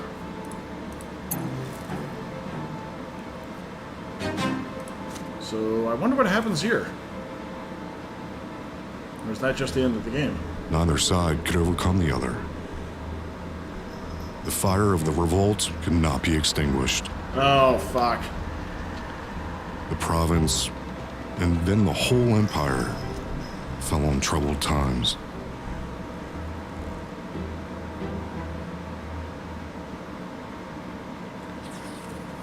Well, shit. For years after your death, Anazad continued to simmer like a cook pot over a slow flame. The powerlessness of the simple folk, unable to change the old order, gradually gave way to rage. Finally, this anger became stronger than their age-old submission to the higher estate and their fear of the divine retribution. This rage was the spark that lit the fire of the revolt. The rebels took up arms and seized the city for themselves, led from the shadows by the last straw. When the moment of truth came, there was no soul in Anazad strong-willed enough to spearhead the raging revolt. The opposing factions soon reached a stalemate, which neither side could prevail completely. Anazad refused to surrender, but after a prolonged siege, Gaius Tempest finally broke the city's defenses, and the legion entered the relative city of Anazad. The insurgents fled. Cross disappeared from the squares and the streets. The leaders of the revolt were hanged. The city's capture made even more trouble for the overseer. The unrest was beaten down, but not suppressed completely. New riots followed one by one as the common foe of new faith increased, and many nobles of the mantle continued to wage a desperate struggle against the old authorities. Gaius Tempest responded to the seething rebellions with more execution and threats, but dissent continued to grow. As the unrest in the city smoldered, the rest of the empire eventually caught wind of the Anazad revolt. Nearby migrant towns and villages saw their first riots soon after. Chaos began to spread across the empire. The empire responded to this enduring turmoil with ruthless action. Even after several villages and towns were drowned in blood, the riots only intensified. The dominance of the empire and its dynasty became the emperor. Emperor Uther II was found dead in his palace, never to be with more. Xerxes, Darian, and Flavius both disappeared without a trace. In order to take the throne, the noble dynasties accused one another of plotting against the Tempest rule. Huge and internecine strife became commonplace. So began an age of anarchy, a time of massacre and riots, conflict and bloodshed, chaos and unrest. There were no winners in this war against all, no survivors. The empire entered a dark and terrible age.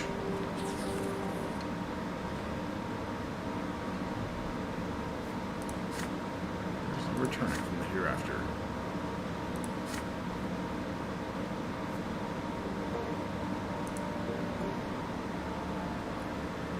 The hour of your death has come. Your soul has left your body, never to return. You are taken to the peak of the shining pillar. Every moment separates you more and more from the mortal realm. The link that once bound you to it is gone forever. You look up to see two divine visages watching you intensely. The elder twin gazes upon you, full of sorrow and compassion.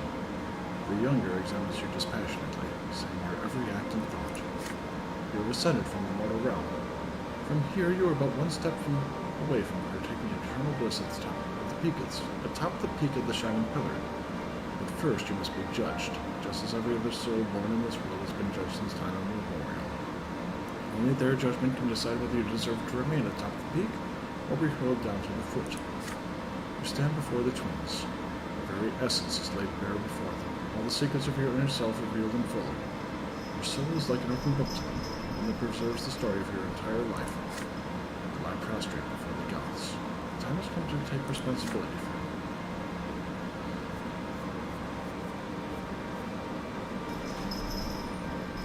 Yeah, I'm just gonna be calm.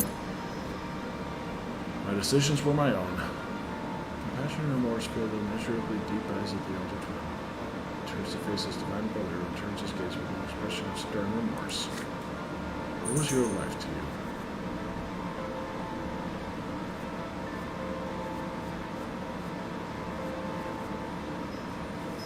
Struggle.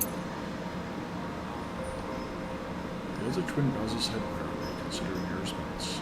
But the stern visage of the younger already looms over you. Known by the name of Brante, what did you live for? A cause. Your principles. The younger's gaze lingers in your very defenseless soul. The divine figure continues its stern interrogation. What did you leave behind?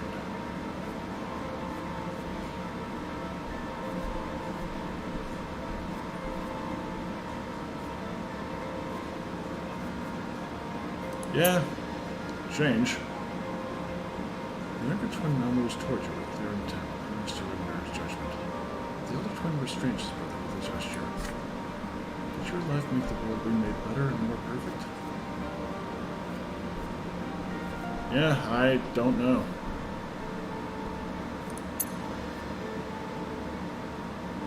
The younger twin is silent, his two swords piercing your soul. The elder twin speaks to you again. But you already know the question.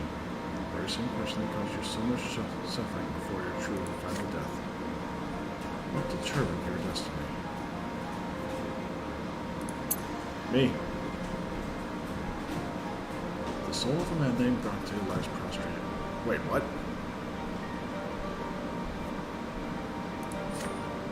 Another soul awaits your judgment. You know no mercy, nor does your brother. Every mortal must walk the path chosen for him to the very end. Those who abide by the precepts set forth by you and your brother shall return to you and become a part of you. Those who reject you shall know the truth, eternal suffering and oblivion.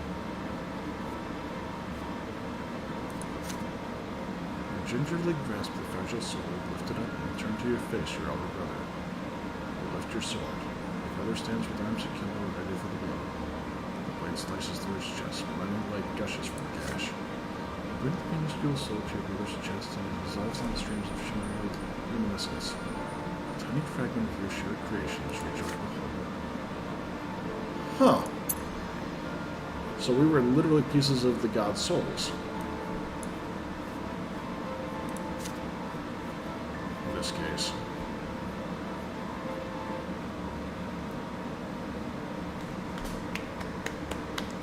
Now, admittedly, I'm not trying to... I mean, for one thing, I kind of regret having saved Sophie and or pissed off Grandpa. Because I could have saved a couple of deaths there that I could have expended there and not suffered for it. But, yeah, writing team. Right here. You deserve all the credit in the fucking world because it is beautifully well written. I might try and play through and... Okay. Can I continue? Nope.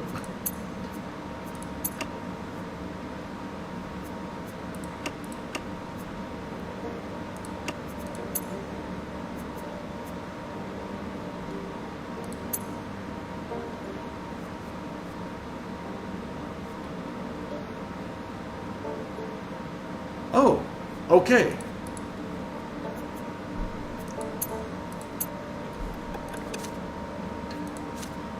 Now, apparently I can...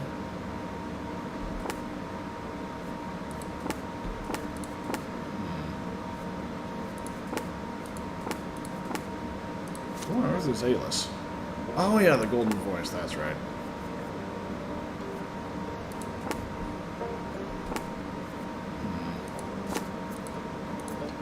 Yeah, I might have to enable that for my next playthrough.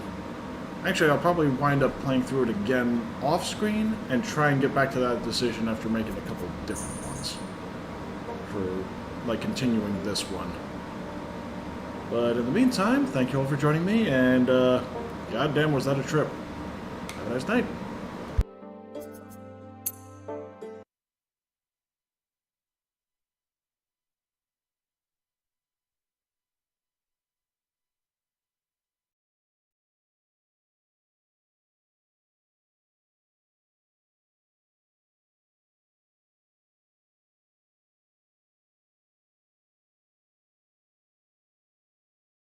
I think we should explore a few solutions. Grammarly's suggestions catch when your tone might undermine your... This is even crazy. Would you like... Uh-oh. Coming full up. Brothers and sisters back to back against whatever the world threw at us. Today is the day you die, Silco. That's a risk I've known all my life. But I still believe in loyalty. Yep. I should have called it, but I was too caught up in the moment.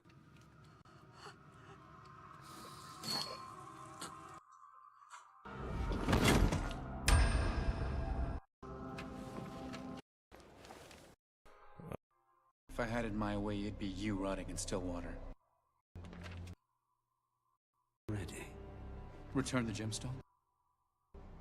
And I need Jinx. She has to pay for what she's done. They weren't her crimes. If I had it my way, it'd be you rotting in still water. But we can't make a deal with a snake and cut off its head. We both have our shitty parts to play. Get me Jinx, and I'll give you your nation of Zon. Oh boy.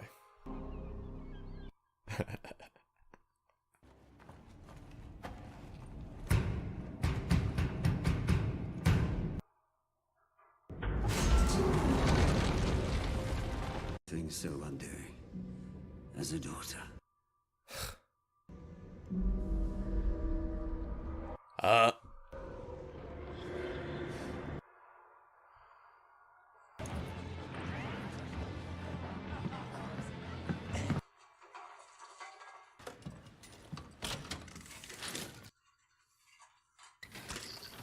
Oh. A fitting image. Oh. A fitting image.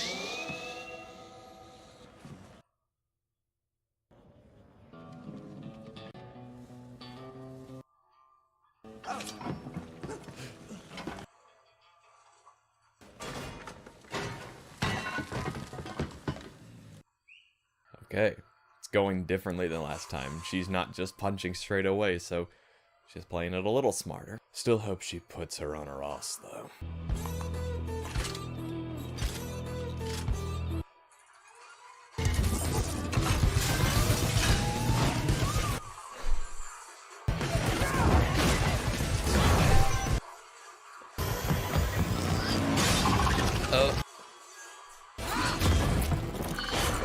What the hell? Holy shit!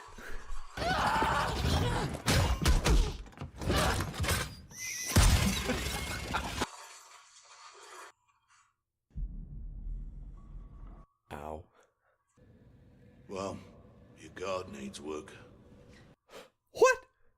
I wish I could say it gets easier, kiddo. She still needs you. They all do. So what do you say? And this is so beautiful. Like, we just saw Silco also having a scene with Vander, but it's just the dark reflection of what remains, Silco being haunted by his actions, but Vi, on the other hand, being uplifted through Vander's memory and spirit. I love it.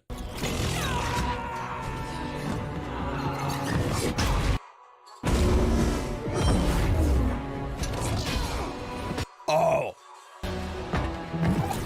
I love that effect, man.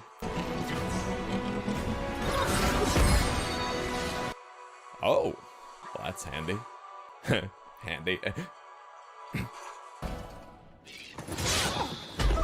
Handy.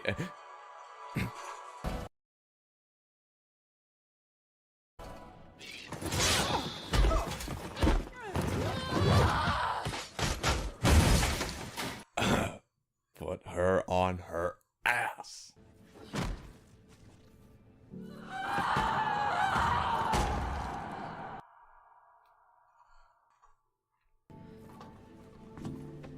Bravo, sis.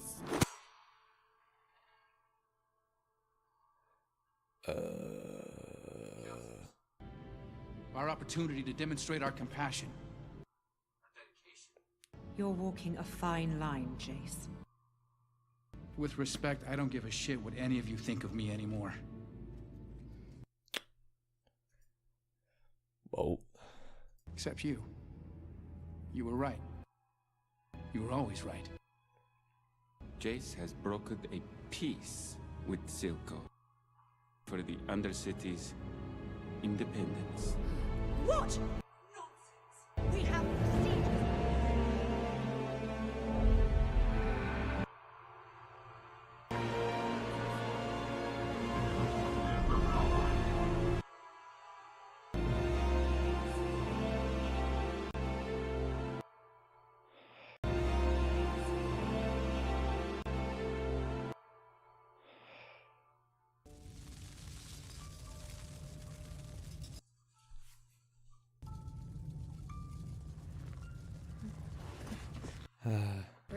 thought I buried this place. Are we alone? For now. Maybe forever. But he didn't make Jinx. You did. I'm sorry, Powder. You never left. I always heard you. Shadows in the streets. Prickles on the back of my neck.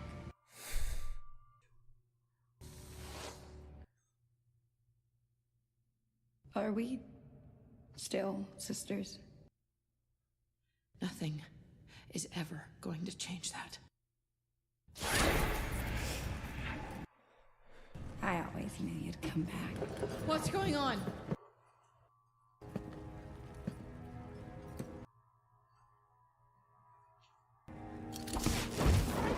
Whoa. Oh my. Holy shit. Holy shit. Oh my. Whoa. Oh my. Holy shit. Holy shit. It's a birthday party. It is a dark, messed up birthday party with hostages and fake people. These never end well. Okay, I'm not ready. I'm really not. For once, it's the opposite. My body feels like it's ready, but my mind knows that I should not be ready. Right here, he stabbed Vander in the back. Just like he planned to with me. We're missing someone. Caitlin?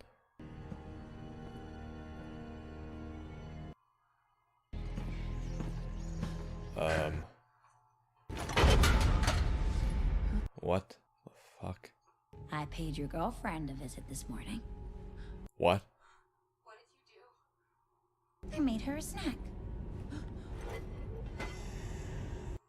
No.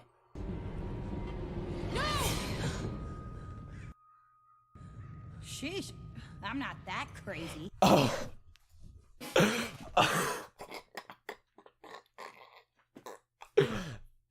They really had me worried there for a second. God, you know the show is doing its villain right when Jinx is just as scary, if not scarier, than the Joker at his worst.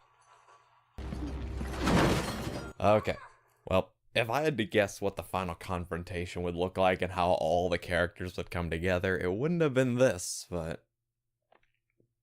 Where should I sit? That's your choice, really.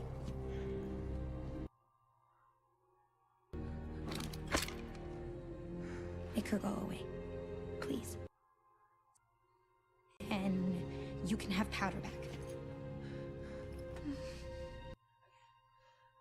I can't. No! Powder! Just go. We'll leave and never come back. We'll put this behind us. You'll never have to see him again, Powder. Her name is Jinx. You'll be with her a day before she realizes you aren't that girl anymore.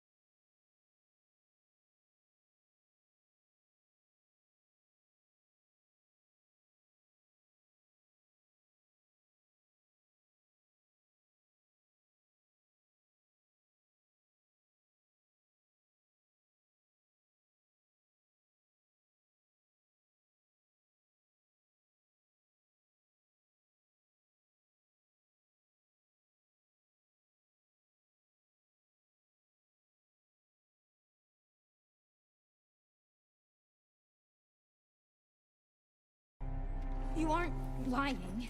You wouldn't lie to me.